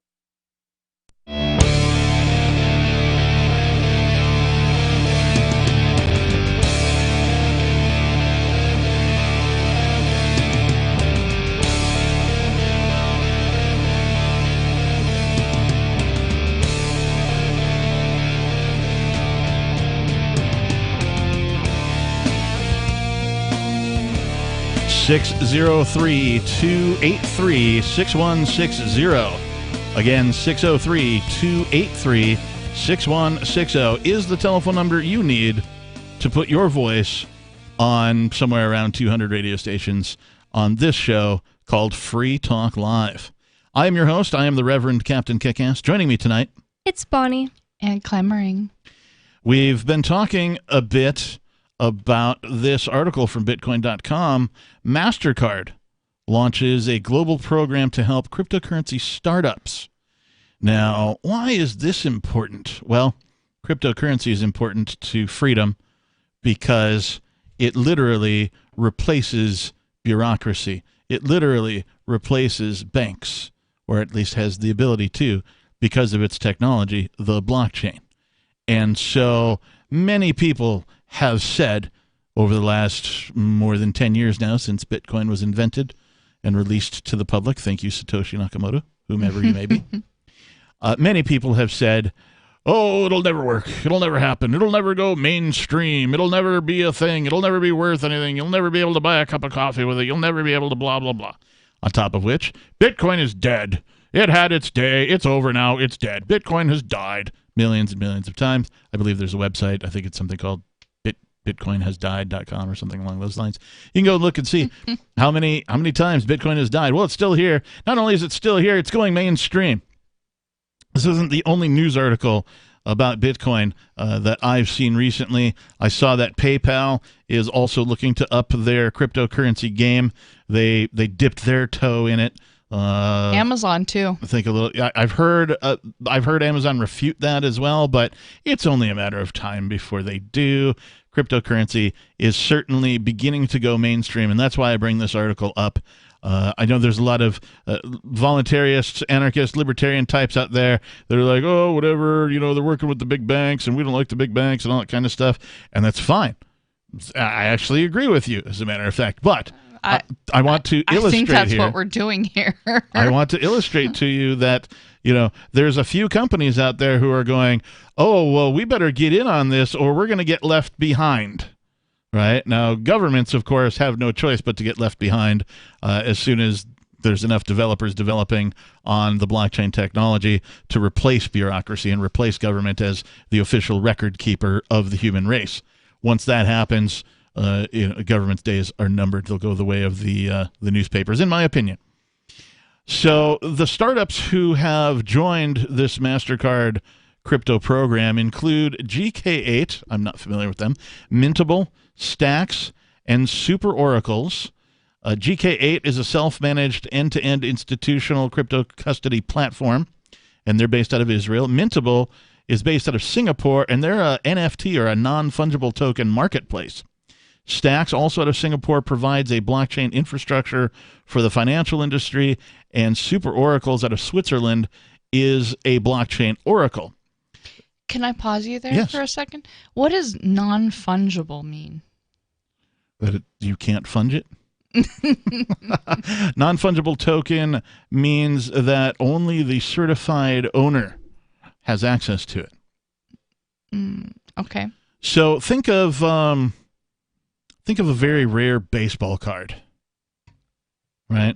There's only, I don't know, 50 of them in production, and they're numbered, right? So this would be the digital equivalent of that. Okay. So that's kind of what an NFT is. That's a layman's way. Feel free to look up more. I still don't quite have my brain wrapped around NFTs completely, but apparently it can be any sort of media. It can be a song. It can be a jingle. Anything with value. It can be like art is taking to these NFTs first. So apparently artists, or artist management, more to the point, has a better grip on what NFTs are and how they're able to be bought and sold and created than even cryptocurrency advocates do. Which, from my experience, when a technology hits the art world first, it means that there is value in it. Some will describe NFTs as the blockchain equivalent of I'm not saying there's no value in it. I'm saying there is value in it. There's whatever value the market chooses to purchase. Right. So according to the internet, it says it's not really the art. The art isn't NFT. NFT is what you use to represent that art. So it's a unit of data stored on a digital ledger called a blockchain that certifies a digital asset to be unique and therefore not interchangeable. And fungibility is the ability of a good or asset to be readily interchanged for another of like kind. So non-fungible means can't interchange it, and it's a certificate. And yeah, so you can come out with an NFT for your art. So I know that Kevin Smith, who makes a bunch of movies, Mallrats and all that kind of stuff, Dogma and Chasing Amy and a bunch of others, Clerks. So he has, I don't know if he did it or was going to, or he made an announcement that he was going to do a movie and just release it as an NFT. And so what that means is only one person can buy it. Only one person could buy the NFT, and then in the NFT contains the movie. Now, whoever buys the NFT can do whatever they want with it. So if they want to release it to a movie theater or sell tickets to a one-time showing or even a regular showing, they can do that. Or they can just keep it to themselves and only watch it by themselves. Or they can invite their friends over and watch it, but nobody else can watch it. So he owns the rights to that art. Right. So, and then this is why some people call NFTs the blockchain equivalent of copyright. And I don't like to call it that because it's not equivalent in any way, shape, or form. Copyright is forced by law, whereas NFTs are completely voluntary. Right. So there's a huge difference between copyright and what NFTs are, but they certainly are attractive to artists. Of any kind, whether you're, a painter, you're a musician, you're doing digital art, you're doing soundscapes, whatever it is you're doing, it certainly can be attractive as a way to forward your art to large amounts of people and have it recognized for its authenticity, for being, one of 10 or one of 100 or that kind of a thing. So sit with me here. Does it support art that is temporary? You're like, I'm gonna do a painting and then I'm going to destroy it. Right. I don't know. I would assume that it's possible. I mean, I guess it's just a contract, right? Yes. I would assume that it's possible for a piece of art to be created, and then once it is viewed, then it deletes itself. I assume that that's possible. I don't know. If you do know, give us a call, 603-283-6160. The non-fungible token marketplace, Mintable, has joined with MasterCard and is using them to develop their business model using their resources, because MasterCard apparently, seems to me anyway, feels like they're going to get left behind if they don't jump into the blockchain marketplace. More Free Talk Live is on the way. It's the Friday night edition.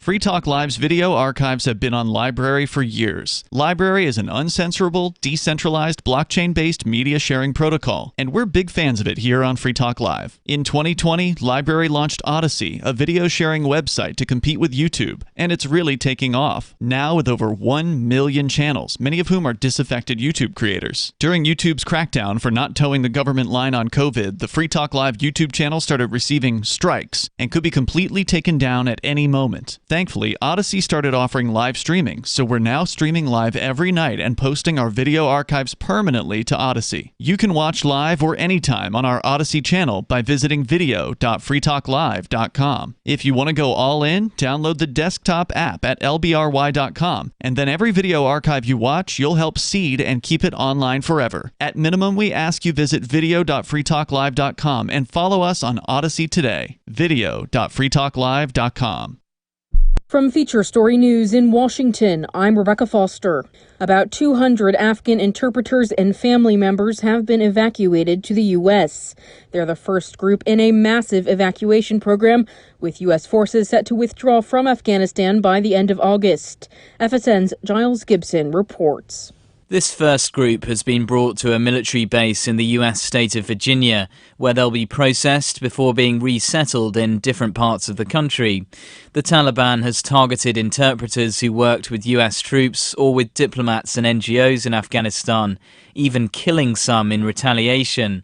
With the Taliban gaining more and more territory and the US pulling out of Afghanistan, interpreters are now trying to get their families to safety. According to the White House, 20,000 Afghans had applied for a special US immigrant visa by the middle of this month. The Japanese government is extending and expanding the country's state of emergency as coronavirus cases in Tokyo hit another record high. Nationwide, new cases have surpassed 10,000 for the first time. Meanwhile, the Biden administration is facing an onslaught of criticism over its mixed messaging on vaccine efficacy, amid fears the Delta variant is more dangerous and spreads as easily as chickenpox. The administration's about turn on mask and vaccine mandates has sparked a backlash among states planning to oppose the recommendations. Nina Maria Potts reports from Washington. As health experts sound the alarm louder and the Delta variant drives a surge in cases, the Biden administration's attempts to contain the next phase of the pandemic have sparked political mayhem. Warnings the Delta variant is more dangerous and spreads as easily as chickenpox, in addition to the sinking realization that the virus is highly transmissible even among the fully vaccinated. All that's prompted a rethink in strategy by the White House.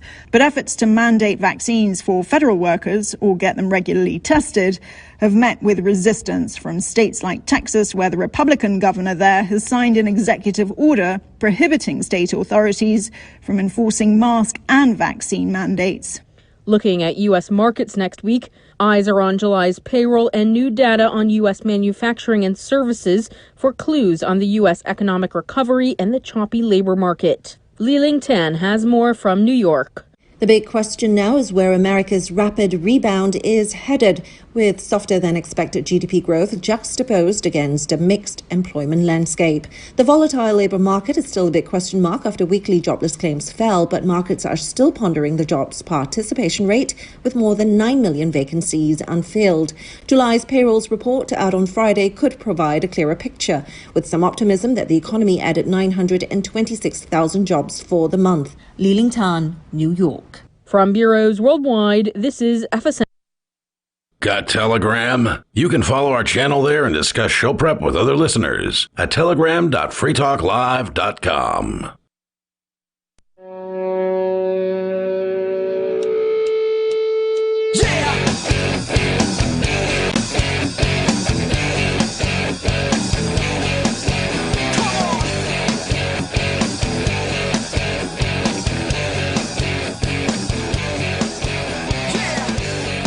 Yes, welcome back to Free Talk Live.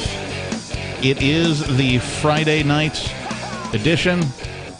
The telephone number here in the studio is 603-283-6160. Again, 603-283-6160. In the studio tonight, it's myself, the captain. It's Bonnie. And clamoring. We've been talking about this article from Bitcoin.com where MasterCard has launched a program to help cryptocurrency startups so that they can grow their innovations faster, better, using MasterCard's resources. We listed off a bunch of companies. We talked a little bit about NFTs, or non-fungible tokens. But the other companies that have joined MasterCard's program are Taurus, Uphold, which I mentioned last segment. They are a pretty unique cryptocurrency company. The thing that drew me to them was the fact that they offer a debit card, a physical debit card that you can get and, use to, get gas at the gas station and buy your 1 cup of coffee that folks said would never be able to happen with cryptocurrency. So also Domain Money. Taurus is based out of Switzerland and provides infrastructure to manage digital assets, including crypto, and a bunch of other stuff. Uphold is a USA company.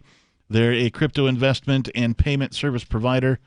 And Domain Money, also a USA company, looks to build an investment platform to bridge the gap between digital assets and traditional finance for retail investors. Another bullet point, the StartPath program has helped more than 250 startups since 2014. So this program has been around since 2014, the announcement notes.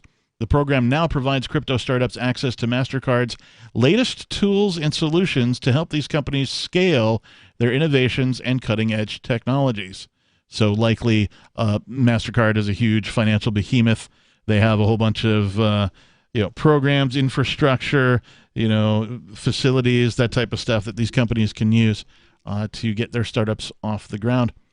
Jess Turner, the executive vice president of New Digital Infrastructure and FinTech, commented that MasterCard has been engaging with the digital currency ecosystem since 2015. Elaborating, as a leading technology partner, we believe we can play a key role in digital assets, helping to shape the industry and provide consumer protections and security.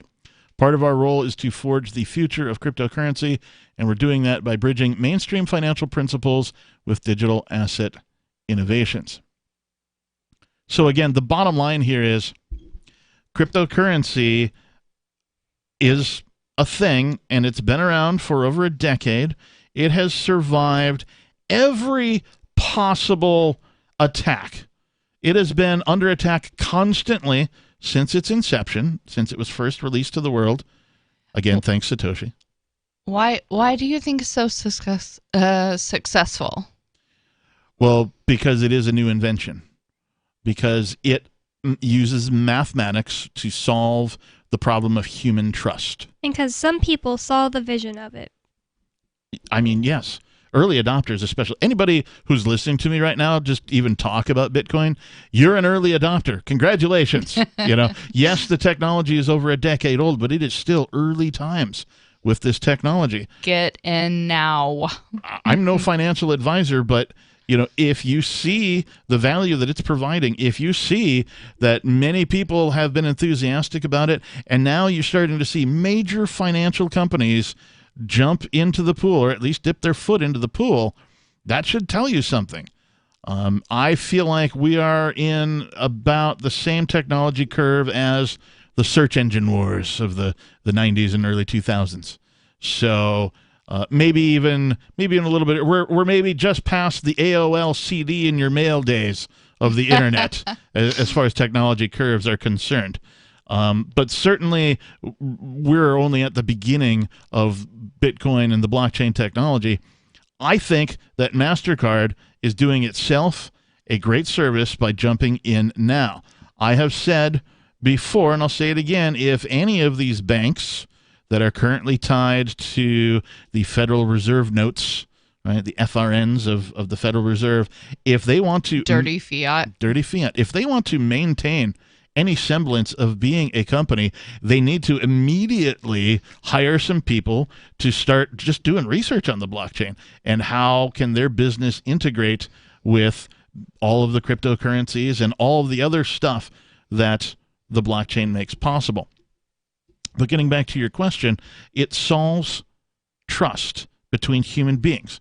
Up until now, people have relied upon a centralized thing, right? A government, if you will, or a bank, or a government-run bank, to be the official record keeper of either transactions, things like the title to your car or the title to your house, right? It's an official document, and if you hand it to somebody else, they immediately recognize it as official, right? Up until now, that has all been done by a centralized entity, a government or a bank or the combination of the two.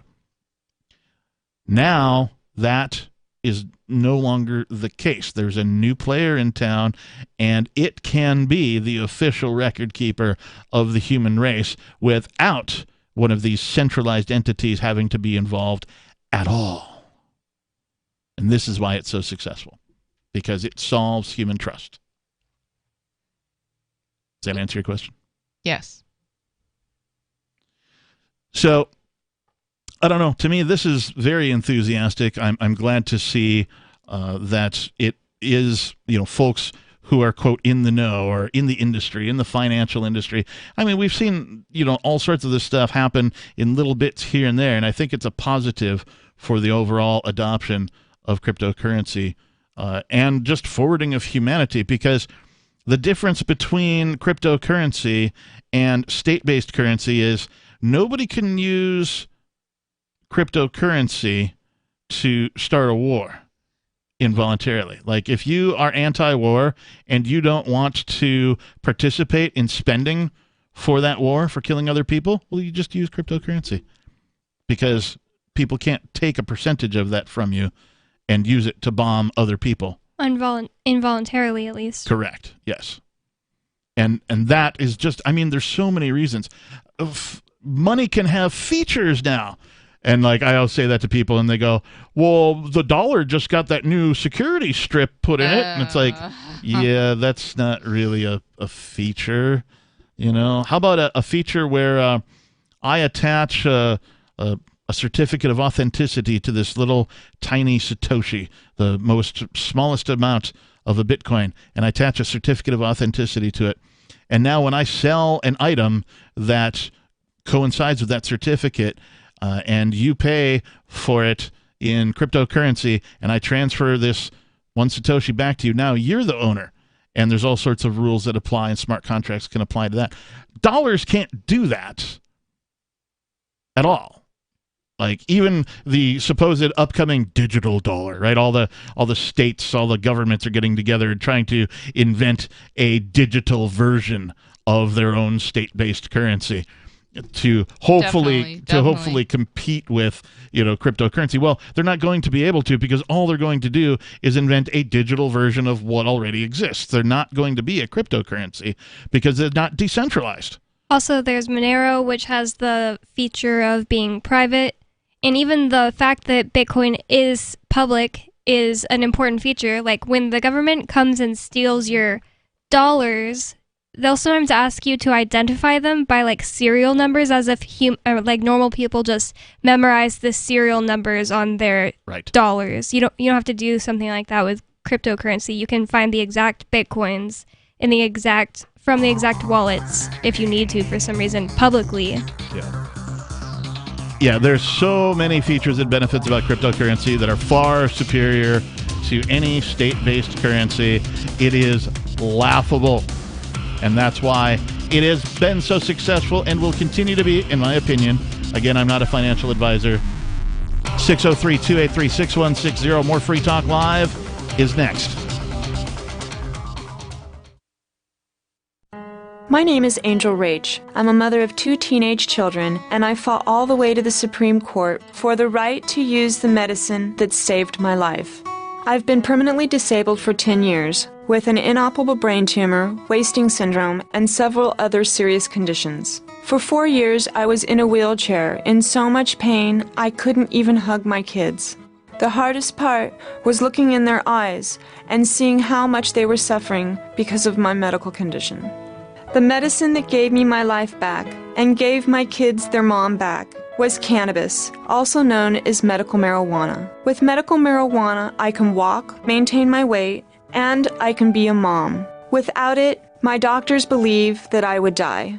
To learn more about medical marijuana, contact Marijuana Policy Project at 1-877-JOIN-MPP or on the web at mpp.org.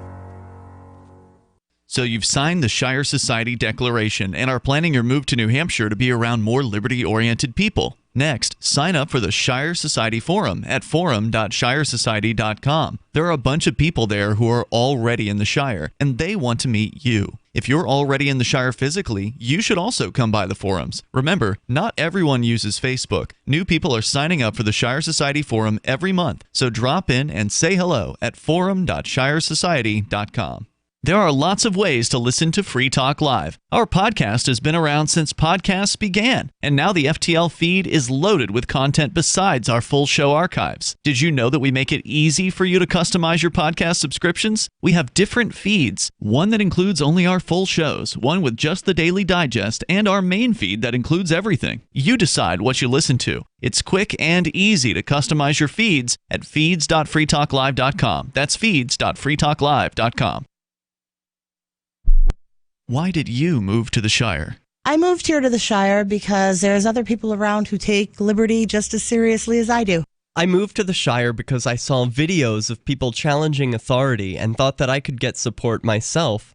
It called to me, like, do this, right now. I wanted to be around people like me who got it, and once I got here, I knew there was nowhere else that I wanted to be.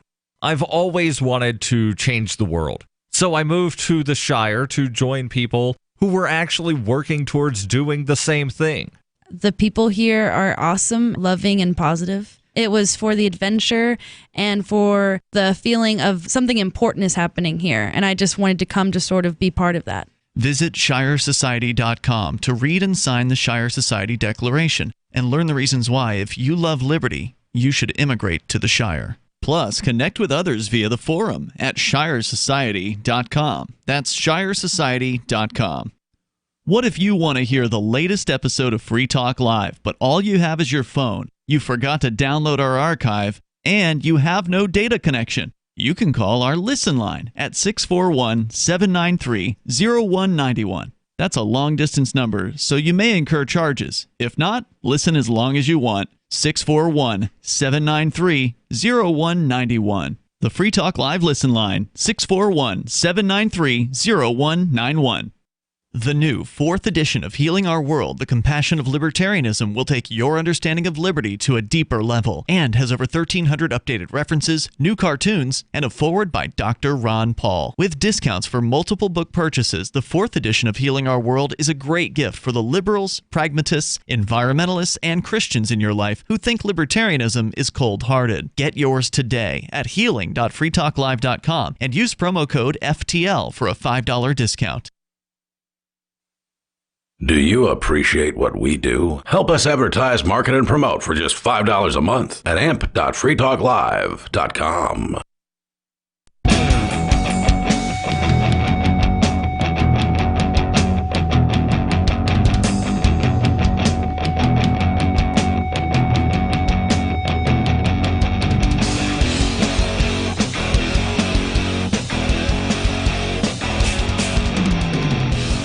Yes, it is Free Talk Live.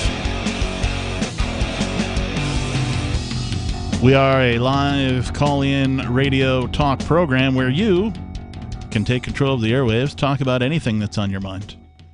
We've been talking about a whole bunch of stuff from the post office to cryptocurrency, and we could talk about a whole lot more as the night goes on.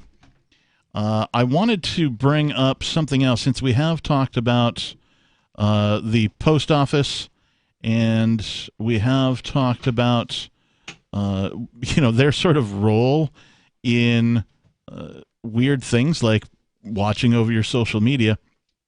Monitoring protests. Yeah, among other things. I wanted to bring this up. This is from the apwu.org. And this is loosely related to the post office, and you'll see why in a minute. Various media outlets this was posted July 28th, 2021, by the way, so yesterday, 2 days ago.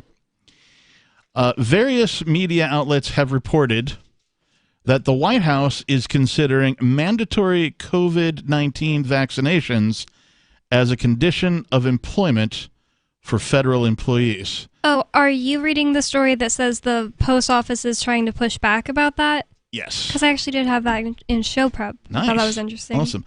By the way, I'm here tonight, the captain joining me. It's Bonnie. Hey, I'm Ian. And welcome, Ian, for this portion of the program. We're glad to have you here, of course.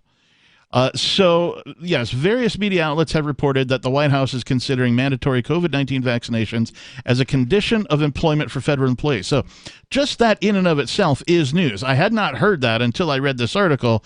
I had not heard from other various media outlets that the White House is considering mandatory vaccinations as a condition of federal employment. Now, there's a whole bunch of people in the United States that are employed by the federal government who could be, according to this, forced to get a vaccination if they want to retain their job with the federal government. Well, it's not just them. I'm sure you've also heard apparently Google, Facebook, mega corporations are also signing on with mandatory vaccination. And that is disturbing. The government did come out a few months ago. I'm pretty sure we covered it on like a She Talk Live. With a decision that it is legal for companies to say that you have to be vaccinated in order to work for them, which makes sense because, I mean, if a private business says that's what we want you to do to be employed here, I mean, it should be legal, but yeah. Yeah, I know that it has hit the sports world for certain. There have been reports of, I believe, a coach, not a head coach, but like a wide receivers coach or something. I don't know his exact title, for the Minnesota Vikings has quit over the vaccination thing. Well, that's what it's going to take. What it's going to have to take if this is going to change is valued employees, valued contractors, valued salaried people are going to need to say goodbye. I'm going to leave. If you're going to mandate this is, it's my body, and I'm not going to continue to work for a place that's going to do this. Unfortunately, I suspect most people aren't willing to take that sort of position. So I suspect you are correct, and most people will, of course, comply. Mm-hmm. A lot of people I talk to about like different conspiracies about like what could they be doing with this vaccination, because I mean most people I talk to are well beyond the point of just trusting the government. Oh, it's just to help you not get COVID. A lot of people say, well, I think that it's going to kill everyone who takes it, or most people that take it, and a bunch of people are going to die in a few years. But the fact that the government is now trying to require that their own workers get it, that puts a hole in that theory, and it really scares me that somehow, I don't know, it's the other way around. Yeah, but that's just my conspiracy side. And I read recently that, they called it the new science, shows that people who got the vaccination, any one of the three that were available, people who got that, they got both doses, can not only carry the Delta variant, but are also more likely to spread it than those who did not get vaccinated. So if you got vaccinated, congratulations. If you're a super spreader. You're a super spreader. Yes, congratulations. The thing that you wanted to avoid by, not only getting it yourself, but telling everybody else to get it to avoid a super spreader event, well, congratulations. That just means we got to have more lockdowns, Captain, which is exactly what's happening in California, and why it's happening is because of the Delta variant and this new discovery. So that's just a sidebar. Say goodbye to more businesses, goodbye to more jobs. It's sickening. It really is. And I mean that in a mentally sickening way.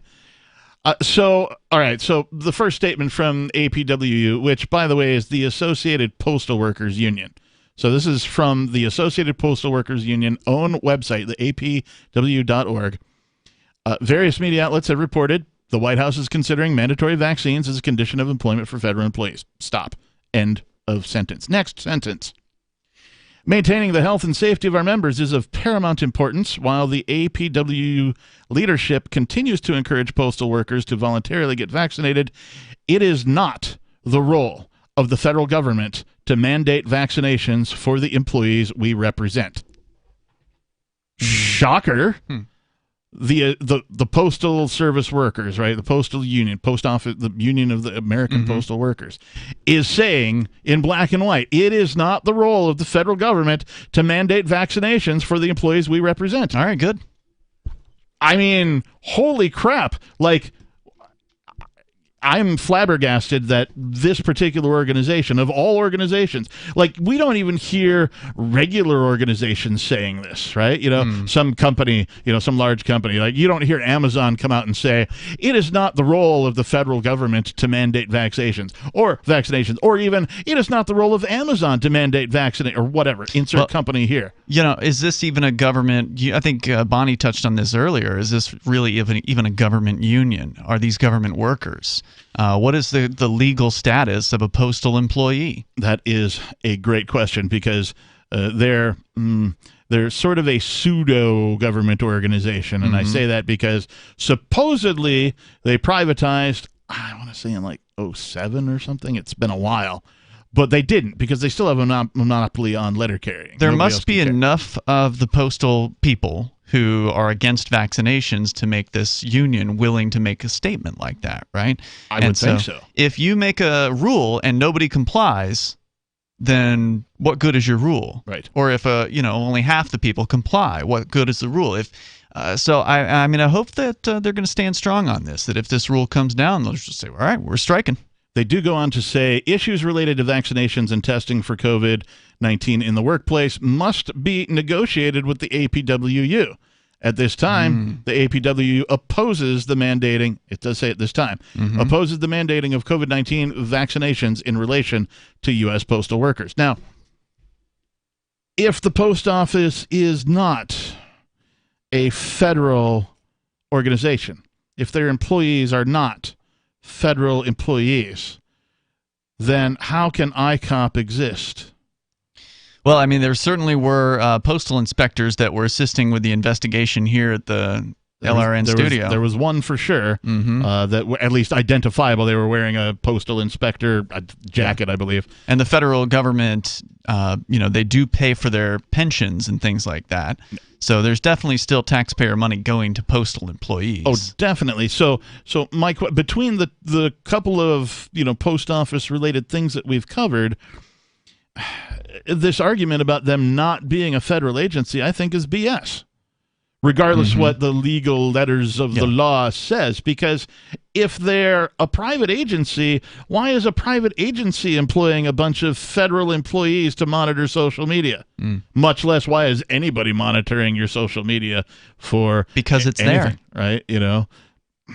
They're monitoring it specifically for anti-government stuff, protests, and that kind of a thing, according to what we've discussed earlier, I think in hour 1 of tonight's program. So it really is completely unsettling. The bit of good news here, of course, is that the Postal Workers Union is saying outright in black and white that they do not believe it's the role of the federal government to mandate vaccinations. And I couldn't agree more. Yep. I can't believe I'm agreeing with, some faction of a pseudo-government agency at all. Well, I mean, usually we wouldn't agree with government employee unions because they're usually advocating for more government, bigger paychecks, more bennies, things like that. Bigger pension, early retirement, etc., and so on. A broken clock strikes right a couple times a day. Yeah, I guess this is probably one of those things. 603-283-6160. Are you a postal worker, and do you think vaccines should be mandated? More Free Talk Live is on the way.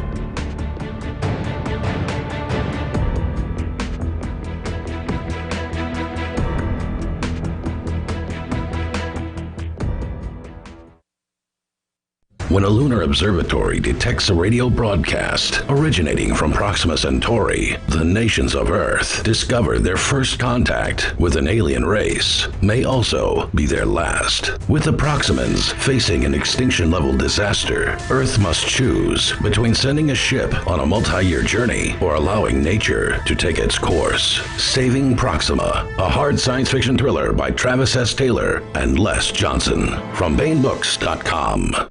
Are you tired of governments murdering people around the world? Stop using their money. There is an alternative. Bitcoin is a stateless, free market, non-political currency. Bitcoin cannot be inflated or controlled by any government. By using their money, you're helping the state. Stop doing it. You have an incredible alternative available now. Learn it, use it, spread it. Get started with Bitcoin at Bitcoin.com. That's Bitcoin.com.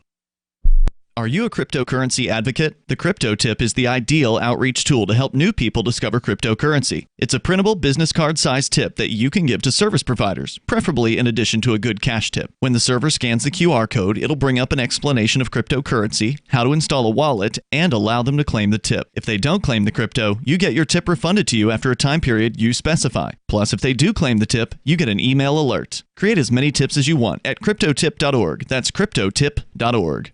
Tired of cancel culture? Sick of mega tech corporations holding an axe over your head? Join the LRN.FM Matrix chat server. It's self-hosted, so no one else can tell us what to do or say. Don't like the existing channels? You can make your own. You can even connect into some of our channels from other Matrix servers. It's federated. For the full LRN.FM Matrix experience, though, you should join our server via the step-by-step instructions at chat.lrn.fm. Chat.lrn.fm. You're listening to the live edition of Free Talk Live. Hour number 3 is next after the news here on the Liberty Radio Network at LRN.FM. From Feature Story News in Washington, I'm Rebecca Foster. About 200 Afghan interpreters and family members have been evacuated to the U.S. They're the first group in a massive evacuation program, with U.S. forces set to withdraw from Afghanistan by the end of August. FSN's Giles Gibson reports. This first group has been brought to a military base in the U.S. state of Virginia, where they'll be processed before being resettled in different parts of the country. The Taliban has targeted interpreters who worked with U.S. troops or with diplomats and NGOs in Afghanistan, even killing some in retaliation. With the Taliban gaining more and more territory and the US pulling out of Afghanistan, interpreters are now trying to get their families to safety. According to the White House, 20,000 Afghans had applied for a special US immigrant visa by the middle of this month. The Japanese government is extending and expanding the country's state of emergency as coronavirus cases in Tokyo hit another record high. Nationwide, new cases have surpassed 10,000 for the first time. Meanwhile, the Biden administration is facing an onslaught of criticism over its mixed messaging on vaccine efficacy, amid fears the Delta variant is more dangerous and spreads as easily as chickenpox. The administration's about turn on mask and vaccine mandates has sparked a backlash among states planning to oppose the recommendations. Nina Maria Potts reports from Washington. As health experts sound the alarm louder and the Delta variant drives a surge in cases, the Biden administration's attempts to contain the next phase of the pandemic have sparked political mayhem. Warnings the Delta variant is more dangerous and spreads as easily as chickenpox, in addition to the sinking realization that the virus is highly transmissible even among the fully vaccinated. All that's prompted a rethink in strategy by the White House. But efforts to mandate vaccines for federal workers or get them regularly tested have met with resistance from states like Texas, where the Republican governor there has signed an executive order prohibiting state authorities from enforcing mask and vaccine mandates. Looking at U.S. markets next week, eyes are on July's payroll and new data on U.S. manufacturing and services for clues on the U.S. economic recovery and the choppy labor market. Li-Ling Tan has more from New York. The big question now is where America's rapid rebound is headed, with softer than expected GDP growth juxtaposed against a mixed employment landscape. The volatile labor market is still a big question mark after weekly jobless claims fell, but markets are still pondering the jobs participation rate, with more than 9 million vacancies unfilled.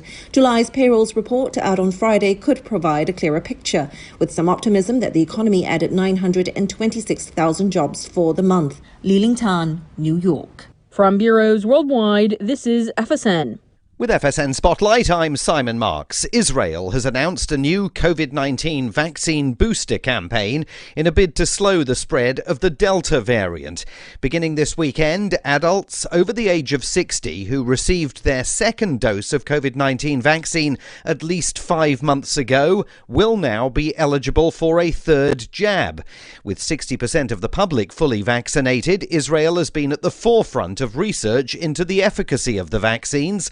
And Professor Daniel Shepselovich, the chief of the COVID department at the Tel Aviv Medical Center, says this time will be no different. It is true that there is some dilemma here. We know that following 2 doses, people are more vulnerable to this new variant than to the original virus. And we know that the levels of the antibodies wane with time, and we know that a 3rd dose will boost antibody levels. It is true that we don't have data to prove that this will be useful. However, there is a lot of evidence pointing that it might help, and right now we are seeing, as you've mentioned, more and more people, vaccinated people, who are sick and need hospitalization. 2 weeks ago, 60% of people hospitalized with COVID-19 in Israel were fully vaccinated, a statistic further demonstrating the infectiousness of the Delta variant that fueled the decision to go ahead with the booster shot. With FSN Spotlight, I'm Simon Marks. And the top news again. About 200 Afghan interpreters and family members have been evacuated to the U.S., the first in a massive evacuation program. The Japanese government is extending the country's state of emergency as COVID cases in Tokyo hit another record high. And the Biden administration is facing an onslaught of criticism over its mixed messaging on vaccine efficacy. And that's the latest feature story news. Rebecca Foster reporting. A new teen trend of walking wet and nude couldn't have caught on at a worse time, and a taxpayer is outraged. And lo, the Lord said unto the Israelites, look unto the heavens, and you shall see a news review program to rival the greatest wonders of the earth. This is the Onion Week in Review. As a front of dense, frigid air and snow showers brought sub-zero temperatures to much of the country this week, Canton, Ohio residents noted that the blanketing of snow they had received created the illusion that their town was not a total shithole. Residents added that unlike its typical depressing reality, the snow-cloaked town actually looked halfway livable. Canton is usually a miserable little dump, but you know when that first snow fell and covered everything in a layer of white powder? For about 5 minutes it was like not everything I saw depressed the living out of me. Reports from locals also confirmed that for a brief period the streets, parks, and buildings around them gave the surprising impression of not being a run-down, heartbreaking excuse for a hometown. This is the Onion News Network.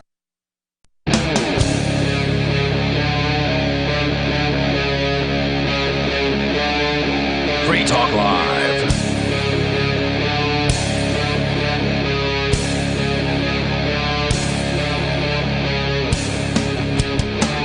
And we're back. The Friday night edition of Free Talk Live. The telephone number here in the studio is 603-283-6160. Grab your favorite color crayon and jot that down on the refrigerator or the garage door or whatever it is you've got to do. 603-283-6160 if you want to participate. We've got some calls on hold. We'll get to those momentarily. But in the studio, it is myself, the captain. It's Bonnie. And it's Ian. And we've been talking about all sorts of fun things. I have another thing that I want to talk about. But first, let's go to Rusty, who's calling from Texas. Rusty, you're on Free Talk Live.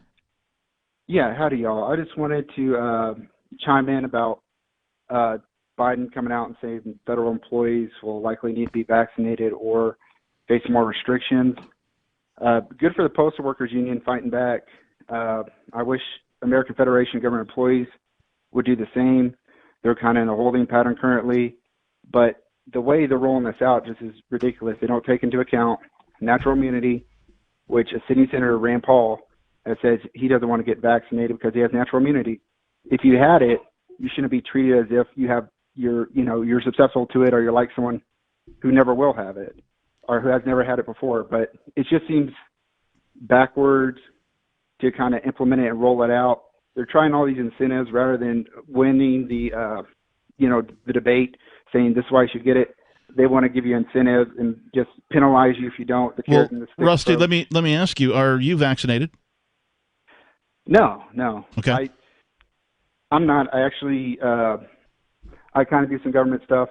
I helped FEMA at one of their vaccination centers. I had it early. I had COVID earlier. You did? So okay. I had natural immunity. Yeah.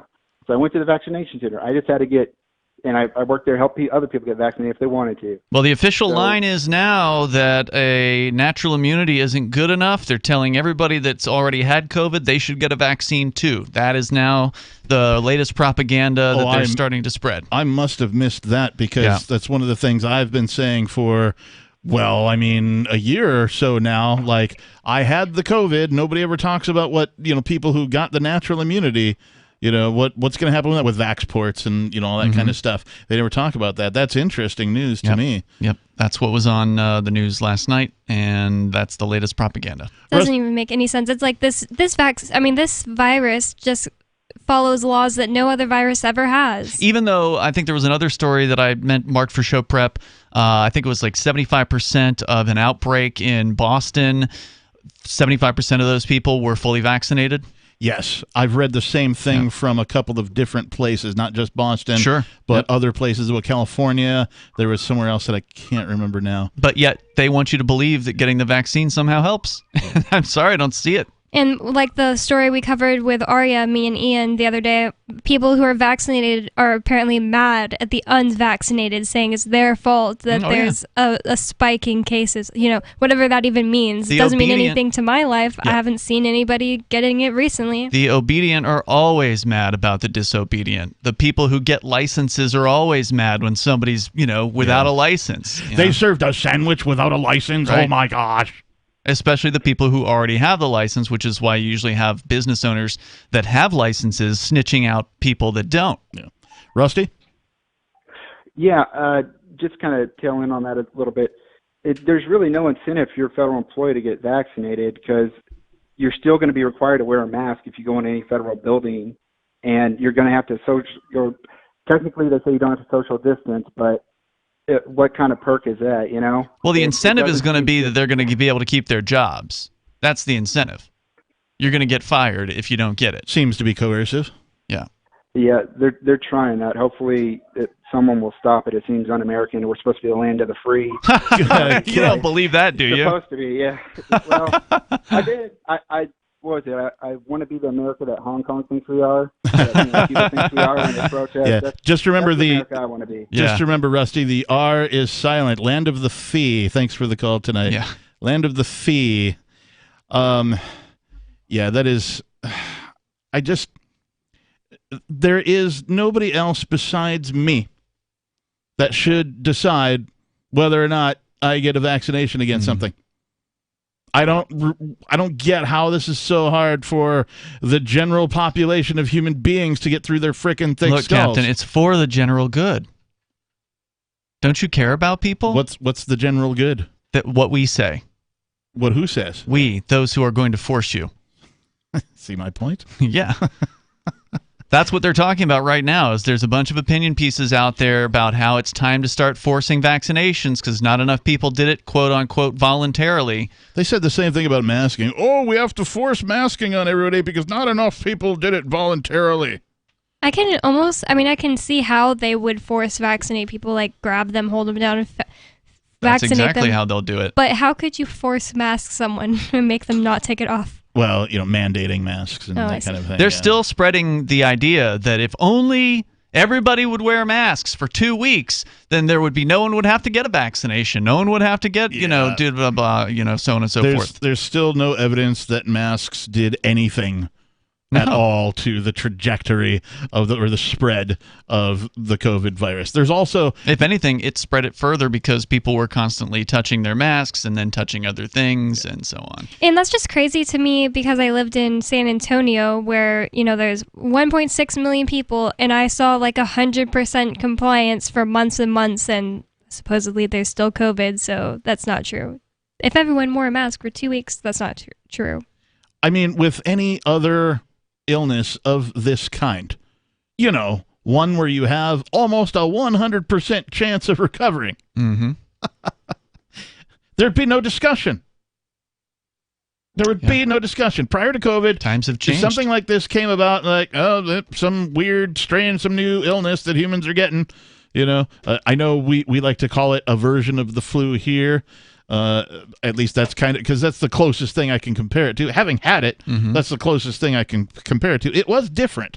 I've not had a flu that behaved in this way as far as symptoms are concerned, but the symptoms are very flu-like. Well, they couldn't test for the difference because all of a sudden the flu went away in 2020, which of course is BS. They still can't test because I know. I don't know if it was covered here on Free Talk Live, but the not only the PCR test, but whatever, there was another sort of a test. They've both been deemed as inaccurate. Oh, really? I'd heard about the PCR. I didn't know there was another one. And so they're supposed to be pulling back on those tests. And what are they going to use now?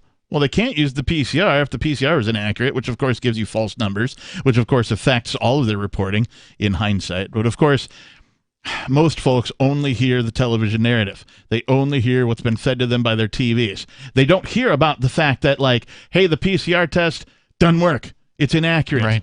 Right? They don't hear about that, especially after we're a year and a half into that test that they based all of the policies off of. That test, inaccurate. New science. Yeah. That is what they're referring to now. It's not the science, it's new science now. The new science. The new science. These scientists, they know. The other scientists that disagree with them, you're supposed to ignore them. Yeah. Oh, here's a scientist that's done a whole bunch of research, silenced. Never hear from those guys again. Yeah. Because it goes against their narrative. Speaking of science, or the science, or even new science for that matter, do you guys, if I said Soylent Green, do you have any idea of what I might be talking about? I've never seen the movie, but I do know that it's people. Spoilers. No spoilers at all. I also have never seen the movie. Isn't that a spoiler? That's a spoiler for that movie, isn't it? I guess it is for the movie. Sure. It's yeah, people. Okay. What do you even It's people. mean? It's people. It's more than that. It's people eating people. It's a thing that people ate in this book or movie or whatever it was. I don't know. It's called Soylent Green, and it was made of, well, other people. Yeah. Right? So, yeah, they made this thing called Soylent Green, served it to everybody to, survive and get by, and it turns out that it's people. Right? So, now that we're all clear on Soylent Green, this from Reason.com.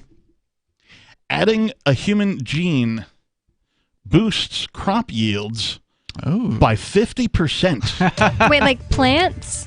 Adding human gene boosts crop yields by 50%. Yes, plants. No. Crops. I thought I could avoid eating humans in McDonald's if I just ate plants. I'm okay with it. I'm going to disagree with Bonnie on this one. The technique could potentially help address problems of poverty and food insecurity at a global scale. We'll talk more about this and why I'm calling it Soylent Green. All right. Here on Free Talk Live, coming up. 603-283-6160. Do you feel like your nation, state, or community no longer holds your values? Have you dreamt of a place where people agree that liberty is important and are free to pursue their projects so long as they respect the property of others? There are many people just like you that are discovering freeprivatecities.com. Their social media links are at the upper right of the page at freeprivatecities.com. All skill levels will be needed when the first of the Free Private Cities opens. It's sooner than you think. Stop arguing and build. freeprivatecities.com. Some of you asked, and now we've delivered. LRN.FM's live Keene, New Hampshire studio shows are now streamed in HD on Twitch. Visit our channel at twitch.lrn.fm and give it a follow. If you have Amazon Prime, you get one free subscription on Twitch. If you use it on our channel, Twitch will give LRN.FM a monthly piece of your Prime subscription cost. So please watch, follow, share, and subscribe to twitch.lrn.fm. That's twitch.lrn.fm.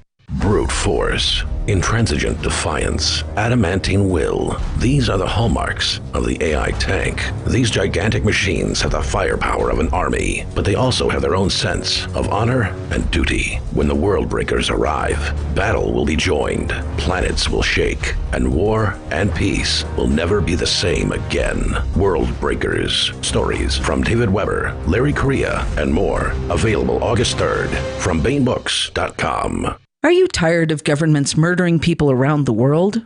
Stop using their money. There is an alternative. Bitcoin is a stateless, free market, non-political currency. Bitcoin cannot be inflated or controlled by any government. By using their money, you are helping the state. Stop doing it. You have an incredible alternative available now. Learn it, use it, spread it. Get started with Bitcoin at bitcoin.com. That's bitcoin.com. So the protection of life, liberty, and property is what the Free State Project is all about. But it's an effort to move 20,000 people who understand. It's about demonstrating to the entire country that, yeah, we can have a free market, a truly free market. Making it just a freer, great place to live.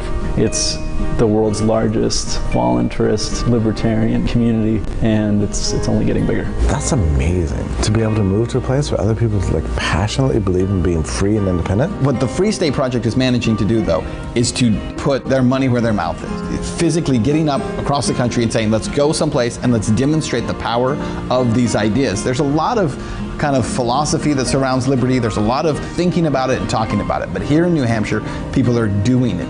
101 Reasons Liberty Lives in New Hampshire, a documentary by Free State Project Early Movers. Watch it free at 101reasonsfilm.com. 101reasonsfilm.com. If you want to know the latest about Free Talk Live before we go on the air, all you need to decide is how you want it delivered. It's your choice. Visit news.freetalklive.com to receive our usually weekly news updates by email. Plus, we have a Twitter account at twitter.freetalklive.com, and you can follow us on the decentralized Mastodon platform at toot.freetalklive.com. So please follow us at toot.freetalklive.com and sign up for our emails at news.freetalklive.com. Breaking weather news. Belize is sunny and around 82 degrees every day this week.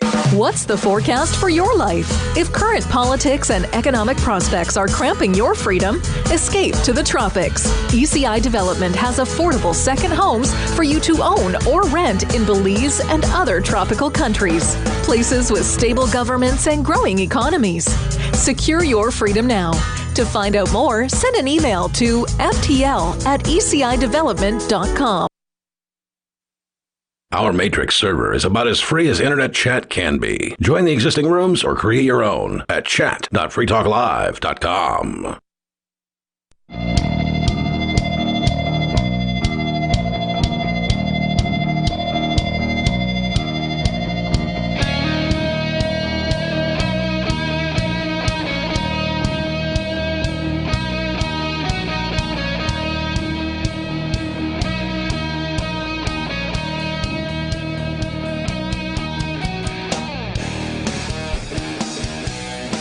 Yes, it is Free Talk Live, the Friday night edition. The number in the studio is 603-283-6160. In the studio tonight, it's myself, the captain. Bonnie and Coconut. And Ian. Oh, we don't have a mic for Coconut. He doesn't talk much. No, he's giving me that look, too, like, I don't need a mic, bro. That's the studio dog, Coconut. Yes, studio dog in the house. We're going to talk more about what I'm calling Soylent Green, but before we do, I want to tell you that the Crypto Six are preparing to take on the state with a prospective trial date of May 2022. They are preparing defense of their liberty and financial freedom against attempts by the state to take control of cryptocurrency by setting up the likes of Coinbase, Gemini, and Kraken as the gatekeepers of cryptocurrency. That cannot be allowed to happen. We must keep cryptocurrency away from the control of the federal government. It is the only way to keep them from continuing to drop bombs without consequence around the world, wreaking unbelievable devastation and destruction upon the innocent. Stand with us in our fight to put an end to war. Visit thecrypto6.com to learn about how you can join the fight to defund the war machine. We're not backing down. Are you going to stand with us? Thecrypto6.com. That's good writing. I don't know who did that, but I believe really that is one of the Crypto Six. So if it wasn't you, okay.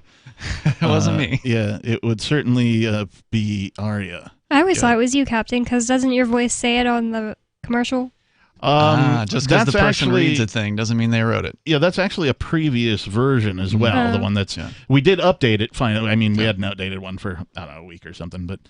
We did update it, so the freshest one is still there. We'll have to update it again, hopefully. I hope. Like, I really don't like doing rework when you do a piece of work and then you have to do it. I don't the same way. But in this case, I'd be happy to do an updated version if that means that if nobody is released, or when hopefully our co-host nobody is released from jail, who's been there now for over 4 months, I believe, at this point on these total BS charges. The good news is last week was actually a week ago today that was the bail hearing, the full-on real bail hearing in front of the real judge. Right. So the previous bail hearing was in front of what they call a magistrate judge, and those people only handle bail and warrants and things like that, and they always go for whatever the prosecution wants, it seems like. This judge actually seemed to give it some honest consideration. He asked for the attorneys to file memorandums this week. Today was the deadline for that, and nobody's attorneys have filed that memorandum. It's available through the Pacer system, but more importantly, it's also on Court Listener, which is a way to get it for free. Oh, nice. Because you don't want to pay Pacer. There's a cool little system called Recap, which is Pacer spelled backwards. So if you ever use Pacer, you want to make sure you get the Recap plugin for your browser. Then anything you download from Pacer gets automatically uploaded to the Recap archive. And anybody else who goes after that can get that for free instead of having to pay the federal government to access court documents. In my mind, all that should be free. It should be. I mean, the taxpayers certainly paid for it. Like you've already paid for it once, and then now they're going to charge you to access it. Yeah, again? they charge 10 cents a page. So a bunch of leeches. Okay, man. but to be fair to Pacer, they do allow you to have like $15 per quarter or something like that, or whatever. It might have actually gone up to $30 at this point. So you do get some amount of freebie access, but the Recap plugin makes it a whole lot better. So make sure you check that out. But I did read, by the way, I was in the first couple hours of the show when I wasn't on. I was looking at this 16-page filing by his attorneys. Yeah, it's an excellent filing. You know, I think they've got a very strong argument. Basically, you know, I don't think I can sum it up well quickly, but essentially their argument is that legally nobody should not be detained. He is not a dangerous they went for person. I mean, absolutely. I've been saying that since it all went down. He has no violent criminal history. Zero. He's not a danger to anybody. Even the judge acknowledged that the statements he made over the jail phone were not the judge's main concern. Well, and something about satisfying the requirements of whatever they were keeping him under didn't satisfy the first level of requirements, and so the judge himself even said during his last hearing that you may be being held illegally. Yeah. So even like before this hearing a week ago, it would have been illegal. Oh yeah. Yep. I was just wondering if the judge had admitted to that, because I wasn't sure if the judge was saying like, oh, he wants to research it more. He's not going to say in front of an open court that he's wrong about a thing, or that he will make a decision on a thing necessarily one way or another. He wants to take his time with it. He took it under advisement. He's asking for memorandums from the counsels on both sides.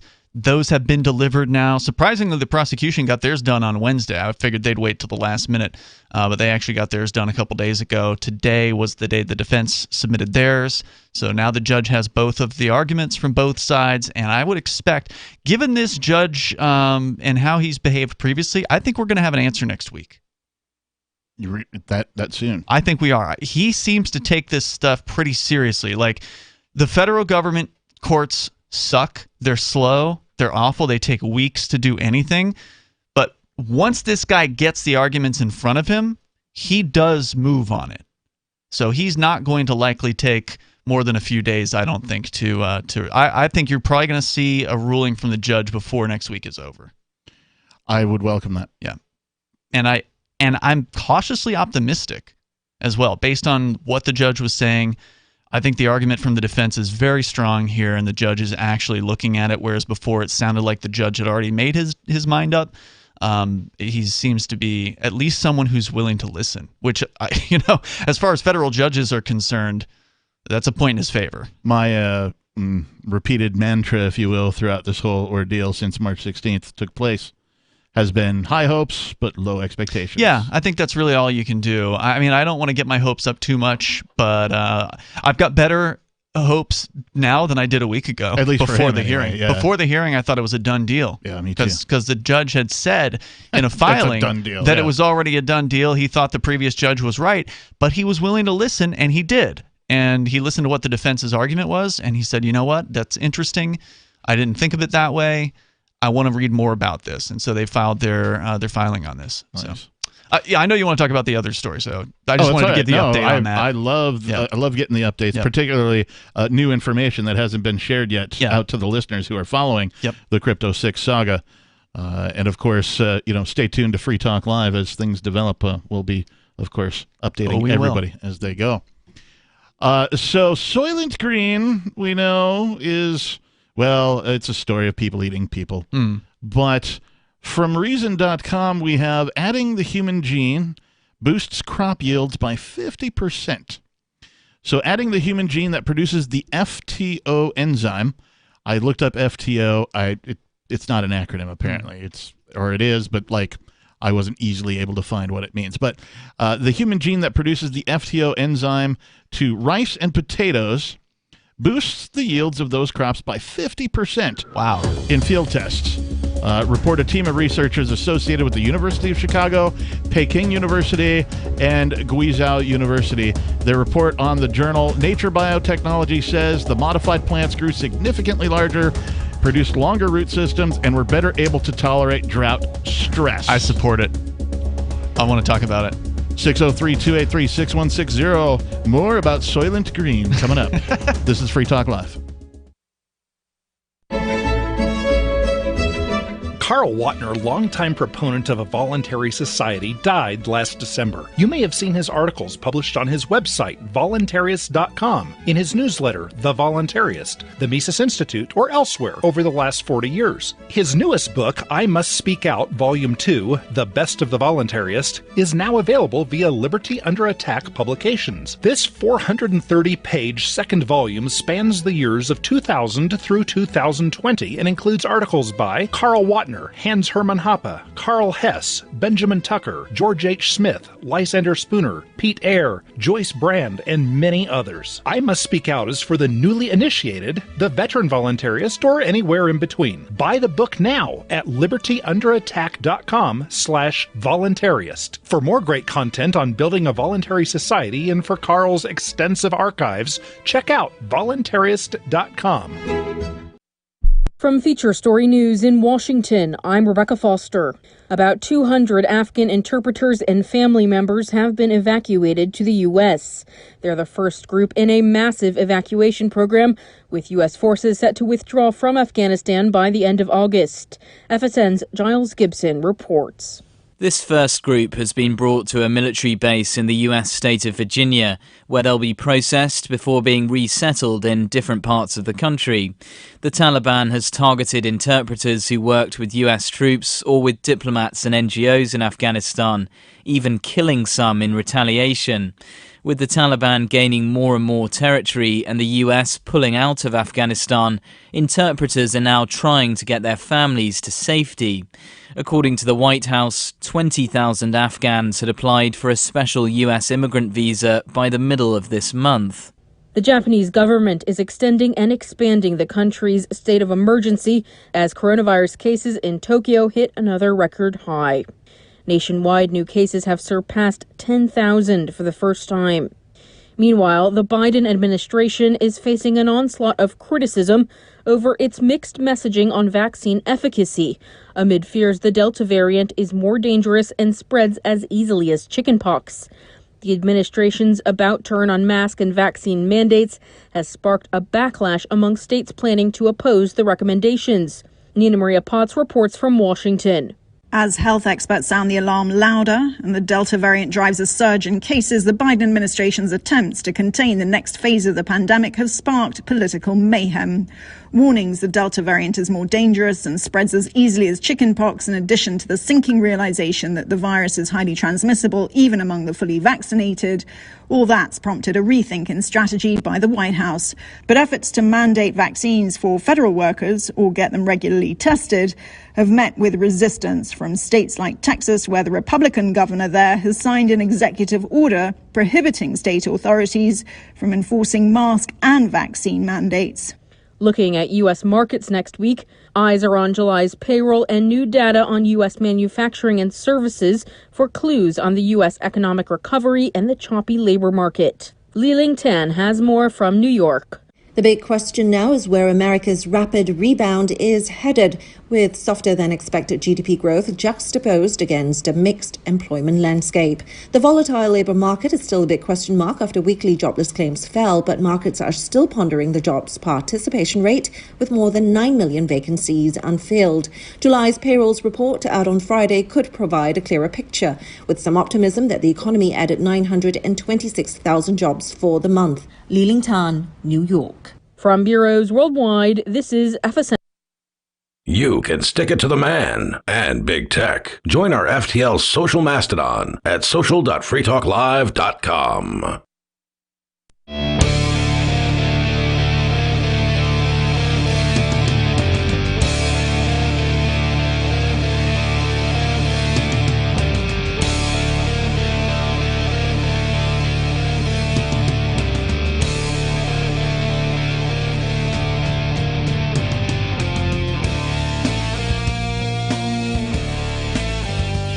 Welcome back to the program. It is Free Talk Live, the Friday night edition.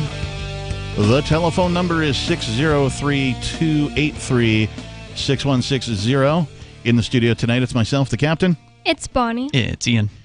And if you aren't aware, Free Talk Live is now on Odyssey. That's Odyssee. Not that you need to know how to spell it, but you kind of do, actually, because it's a little misspelled from the regular word. So Odyssee, Free Talk Live is on it. We've been on Library for years, and Odyssey is the new offering, we'll call it the front end of their system for streaming. And so we've been on Library for years. It's a decentralized blockchain-based media sharing protocol. And in 2020, Library launched Odyssey to compete with YouTube specifically. And our YouTube channel, of course, has been targeted for takedown. And, we'd like to see our stuff survive on the internet so that you can go and watch all of the back episodes, the archives. If you remember a topic that's been brought up on Free Talk Live, you should be able to go and type it into some search engine and find the episode where we talked about whatever. And so Odyssey gives us that. So you can find that over at video.freetalklive.com. That's video.freetalklive.com. Yeah, and please follow our channel there. It'd Indeed. be great. Like, subscribe. What's the mantra? The prayer? Just the follow YouTube us. prayer? Okay. Just saying like, YouTube. comment, and subscribe. Yeah, that's the one. Smash that like button. All right, so we have some calls to get to, but I just want to... Odyssey has a fire button. As in it's fire, like a good kind of fire. And you can throw slime for thumbs down. I thought that was funny. Fire and splat or slime or whatever. Oh, I thought it was going to be like, Donald Trump, you're fired. No. But Donald Trump would be allowed on Odyssey because they don't get to control who goes on Odyssey. Somebody must control Donald Trump because he doesn't go on any decentralized social media. Oh yeah, he's part of the the system. He's the swamp. We'll try and circle back to this article about the human enzyme FTO being injected into crops, yielding more than 50% more. Amazing. As a result. But first, let's go to, this is Ukraine 79 calling from Michigan. Ukraine 79, you're on Free Talk Live. Hey, smokers, how's it going? What's on your mind? Hey, so I wanted to talk about property taxes right now. So currently, I own a home. So there's actually a problem with owning a home in this situation of inflation where the houses and the housing value is actually increasing. Now, most owners home would start freaking out and thinking that's a good thing, right? Because, they're building equity in their home. However, I'm starting to look at it as from a different way. As I see my house almost doubling in value over the last 3 years, I'm seeing an increase in property taxes. Is it about the same amount? Has your property tax gone up 3x? Not quite. Michigan actually does have a law that they passed that limits to only increasing household property taxes to a maximum of 2% a year. They've done that because in the past parts of Detroit have been gentrified and people have been completely priced out of their homes. Right. So, there's some minor form of relief and regulation as far as you can't increase property taxes too much. But at the same time, you guys will likely agree with me. If you're paying property taxes, you don't own your home. That's correct. Right. Yes.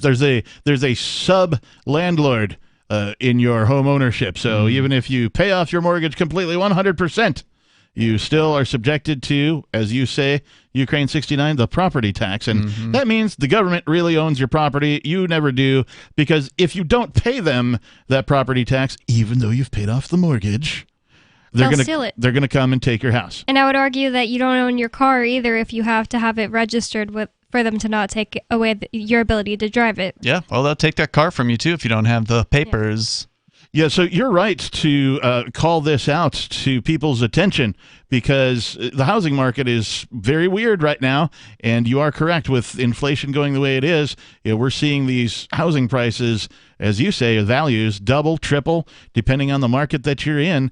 And that means, of course, that the government is coming for more of your money. Well, there is a positive side to. I mean, I'm not going to argue for inflation or anything like that. I'm positive that it sucks. But inflation's terrible, hyperinflation's bad. But if you've got a mortgage, you got a mortgage at the old value of money.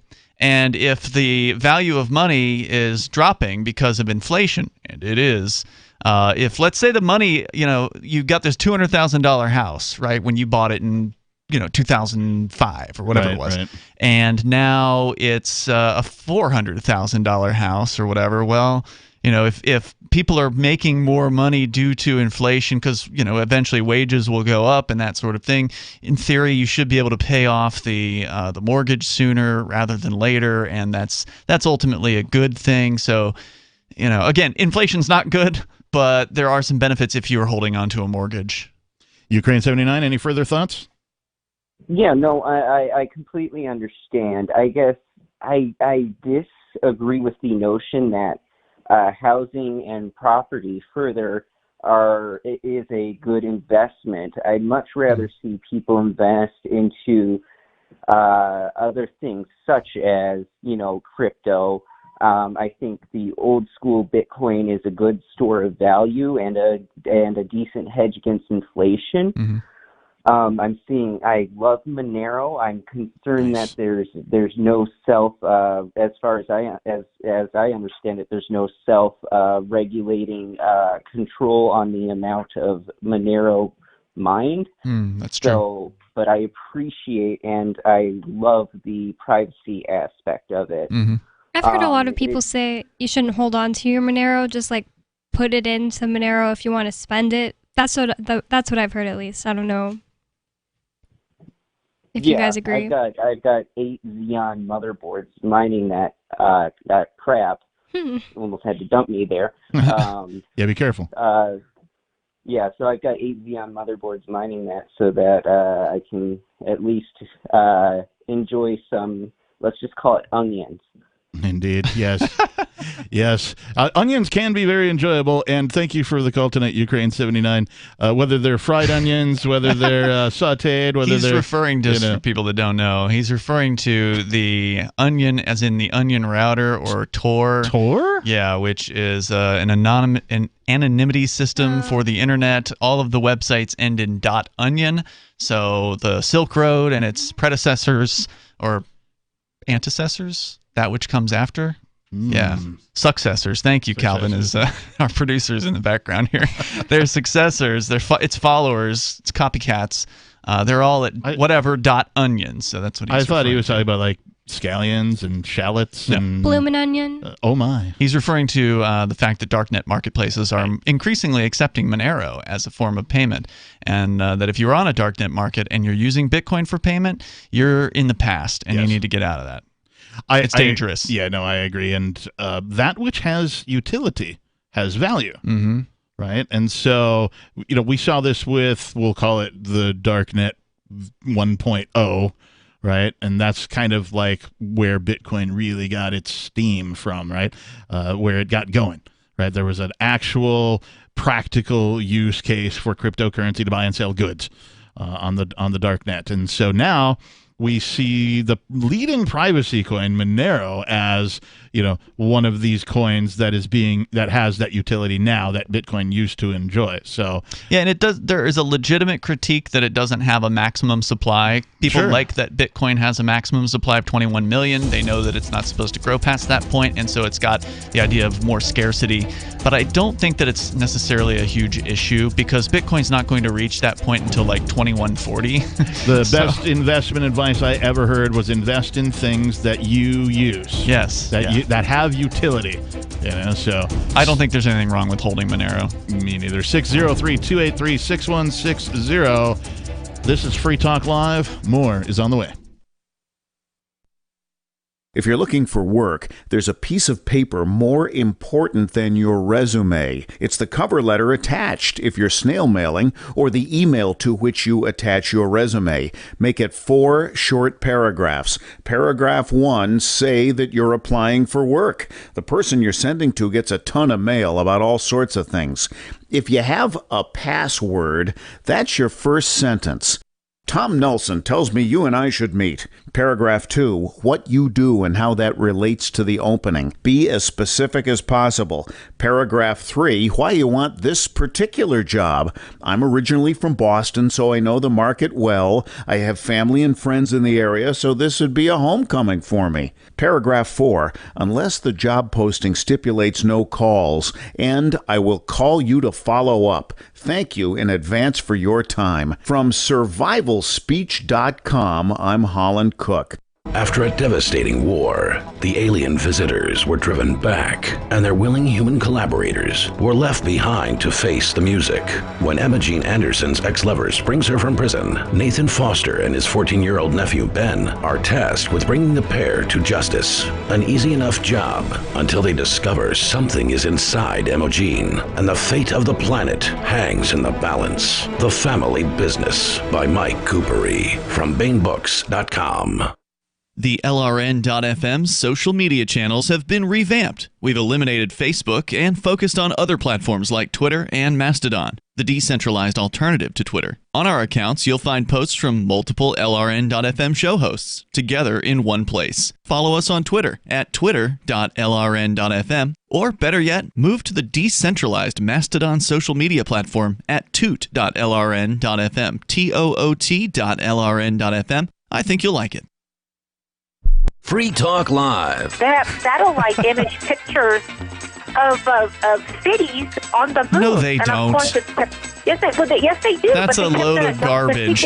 I've never heard of any such thing. A quick Google search would reveal whatever these lame-o pictures are supposed to be, which, of course, you yourself have never done, right? You've never seen these alleged photos, correct? No, but it's actually the... Why would you go around saying that there are pictures of cities on the moon if you yourself have never seen them? Well, because I heard it on a late night, 2 o'clock in the morning when I used to have that show here. Yeah, you're talking about the overnight kook show? Coast to Coast. Coast to Coast? Yeah, they banned that show 5 years ago. No, they didn't. I used to say... Who's they? Free Talk Live, 7 nights a week from 7 to 10 Eastern, live on the Liberty Radio Network at LRN.FM. There are lots of ways to listen to Free Talk Live. Our podcast has been around since podcasts began, and now the FTL feed is loaded with content besides our full show archives. Did you know that we make it easy for you to customize your podcast subscriptions? We have different feeds, one that includes only our full shows, one with just the Daily Digest, and our main feed that includes everything. You decide what you listen to. It's quick and easy to customize your feeds at feeds.freetalklive.com. That's feeds.freetalklive.com. Are you tired of your taxes funding endless occupations around the world? Antiwar.com is run by people who understand that wars abroad become wars at home, wars on our freedoms. Antiwar.com is dedicated to bringing you the latest in news, views, interviews, and reviews from the top movers and shakers in the anti-occupation movement. Antiwar.com has it all, from thorough foreign policy analysis to interviews with whistleblowers who used to run the military-industrial complex. Anti-war, pro-free market. That's antiwar.com. Don't miss a moment of Free Talk Live. Get our archives daily via our podcast at feeds.freetalklive.com.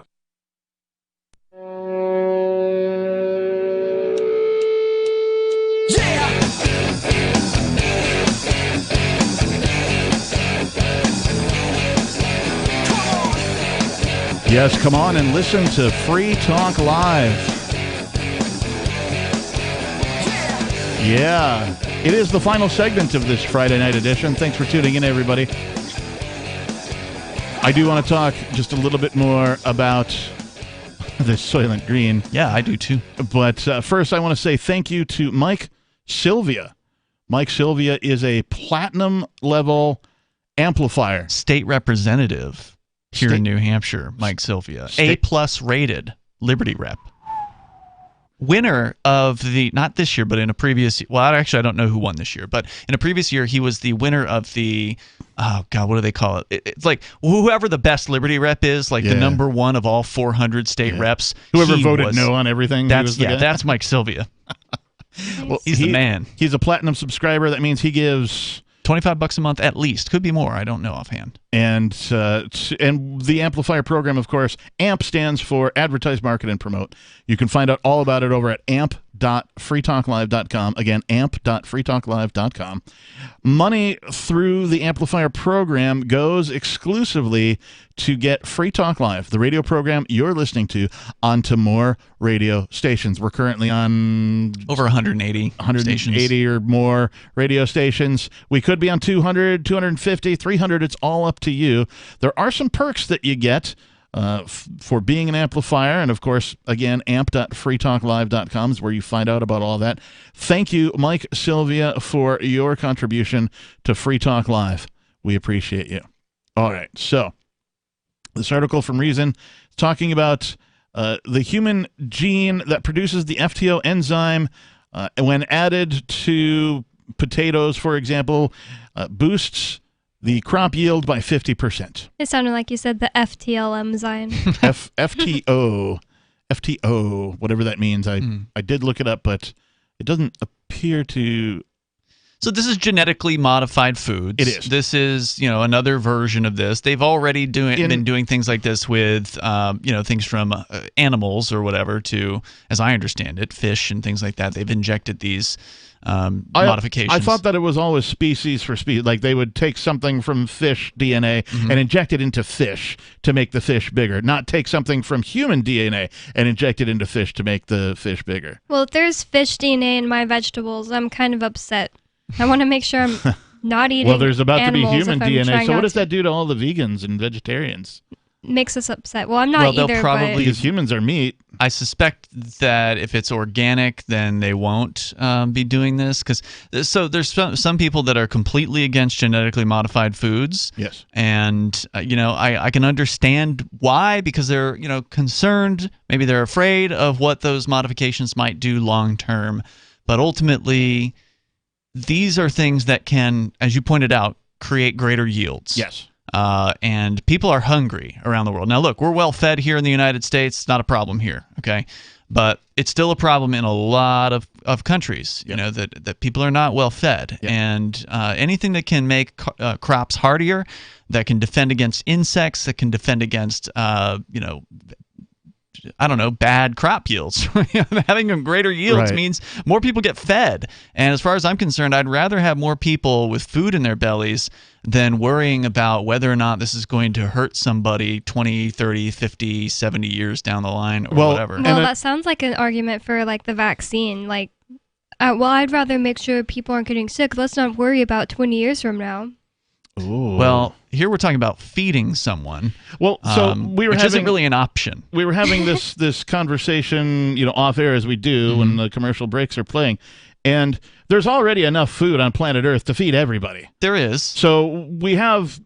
I call it a distribution problem. It's really a government problem. If governments would get out of the way and allow people to do things like donate food appropriately and make sure that it goes directly to those in need, and just instead trade of going with people. Through, We probably wouldn't need to donate if governments were out of the way. It's like the iPencil story. Everybody would just be trading with who they needed to trade with, and it would probably work out perfectly. Yes. So I agree with you with the caveat, Ian, that until governments get out of the way.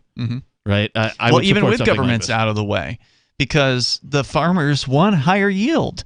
The higher, if you got a 50% higher yield, you're getting that out of the same amount of farmland. Yep. And that means that you can bring in more revenue to your farm, which isn't not an easy business to be in anytime. I mean, it's certainly, I'm not an expert on this. Obviously, things like, equipment have made farming more effective and made it better, but you're still facing droughts. You're still facing bad weather. You're still facing locusts and pests or whatever. I wonder what this will do for crop growing in outer space. Well, I mean, we're a ways away from that, but that's probably could happen. I mean, the someday. space station already has, sort of crop experiments going on. They're of course experimenting with growing plants and food and producing oxygen and that kind of stuff on the space station. Every time they send a shuttle up and all that kind of stuff, these experiments are going on. I did want to just say, this says in humans, the FTO enzyme erases certain markers that regulate the production of proteins associated with cellular growth. In plants, the FTO enzyme similarly erases markers that inhibit their growth. So that's why when this human taking off enzyme, the reins, it's basically going, grow a little bit bigger. Yeah, I don't see any problem with it. We've been manipulating our food for a long time. I mean, a lot of the apples that you go in, you look at the grocery store in the produce department. There's a ton of different apples, right? Like that's because humans are messing with nature, and ultimately it gives us more options, more choice, and of course, those who want to can still pay twice as much and get the organic version, which is not going to be as modified. Well, the researchers also think that this discovery will lead to finding out how to boost yields by modifying the plant's own genes that inhibit growth. So since they found this discovery, this, they believe at this point, will allow them to perhaps modify the plants themselves without injecting the human side of it into the plant to make sense. It go fat, go bigger or whatever, make it the XZ model. Right? That's cool. Well, I don't think it should be illegal at all, but I definitely want to know if I'm eating a vegetable that has plant genes in it. You mean human genes? Or I mean human genes in it, sorry. So or a human with plant genes in it. I would certainly want that human to be labeled appropriately. Oh my goodness. Soylent Green? Oh, okay. I've never seen it. No, I mean, I just know Is that what the name of the movie? Soylent Green is the name? The movie and the book. Oh, okay. Yes. I've never heard of that. Yes, that's what it's old. Was it 70s? I'm old, so it stands to reason. There's a Powerpuff Girls episode where before my time, the vegetables all come to life. I don't know. That's what it's reminding me of. My name is Bob, and I'm a tomato. There's a show about that. Yeah, it's VeggieTales. VeggieTales, yes, thank you. My name is Bob, and I'm a tomato, and we're here to help you out. It sounds like something the government would say. We're from the government, and we're here to help you out. I'm part tomato. So I wonder, these scientists are just sitting around, right? Who decided that it would be a good idea to take some human DNA and inject it into a plant? Dude, like, what if? Yeah, were they sitting around smoking a big fatty, or dude, I'm gonna inject some human DNA into this potato, man. I don't know, but I'm grateful that people are thinking up new ideas and trying new things, and I think that's ultimately what it's going to take to help people. Another thing it reminds me of is Lady Gaga came out with a perfume in 2009 or 10 or something, and supposedly it had male productive genes in it. Pheromones or whatever, right? Isn't that what they It was call actually not the pheromones. It was supposed to be something that mimicked the cell that males have inside of their sperm. Wow. And so the idea was they think that the ladies can smell that, or the I think it was just Lady Gaga is crazy, and that was a really good smelling perfume though. So I mean, she does have Gaga in her name. She doesn't really define it, so I guess Gaga could mean crazy. I guess. We've got a minute. I don't have any poems or stories to kill a minute. But I got a Powerpuff Girl and a VeggieTales If you need news, I got news, Captain. Actually, we were talking about Monero, weren't we? So I actually looked it up. The question we were asking, I don't know if it was on the air or not, but we were talking about how Bitcoin has a halving, and eventually it's going to just stop coming out. There's only going to be 21 million. Yeah, there's only going to be 21 million, and the amount mined cuts in half, and it cuts in half over a series of years. And so my question was, well, does Monero have a halving? And no, it doesn't. What it does have is a particular point at which should be reached in May of 2022, right around the time of our suspected trial, where they're going to call it the tail emission phase. So right now, roughly 1.73 Monero is reached every block, which is once every 2 minutes with Monero. Okay. And so that's what the miners get, is 1.73. At May of 2022, when they hit tail emission, it will then go down to 0.6 Monero.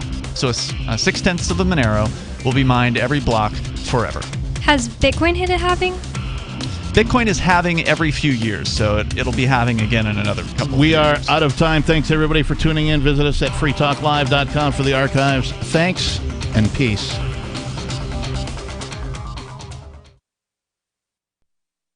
Do you feel like your nation, state, or community no longer holds your values? Have you dreamt of a place where people agree that liberty is important and are free to pursue their projects so long as they respect the property of others? There are many people just like you that are discovering freeprivatecities.com.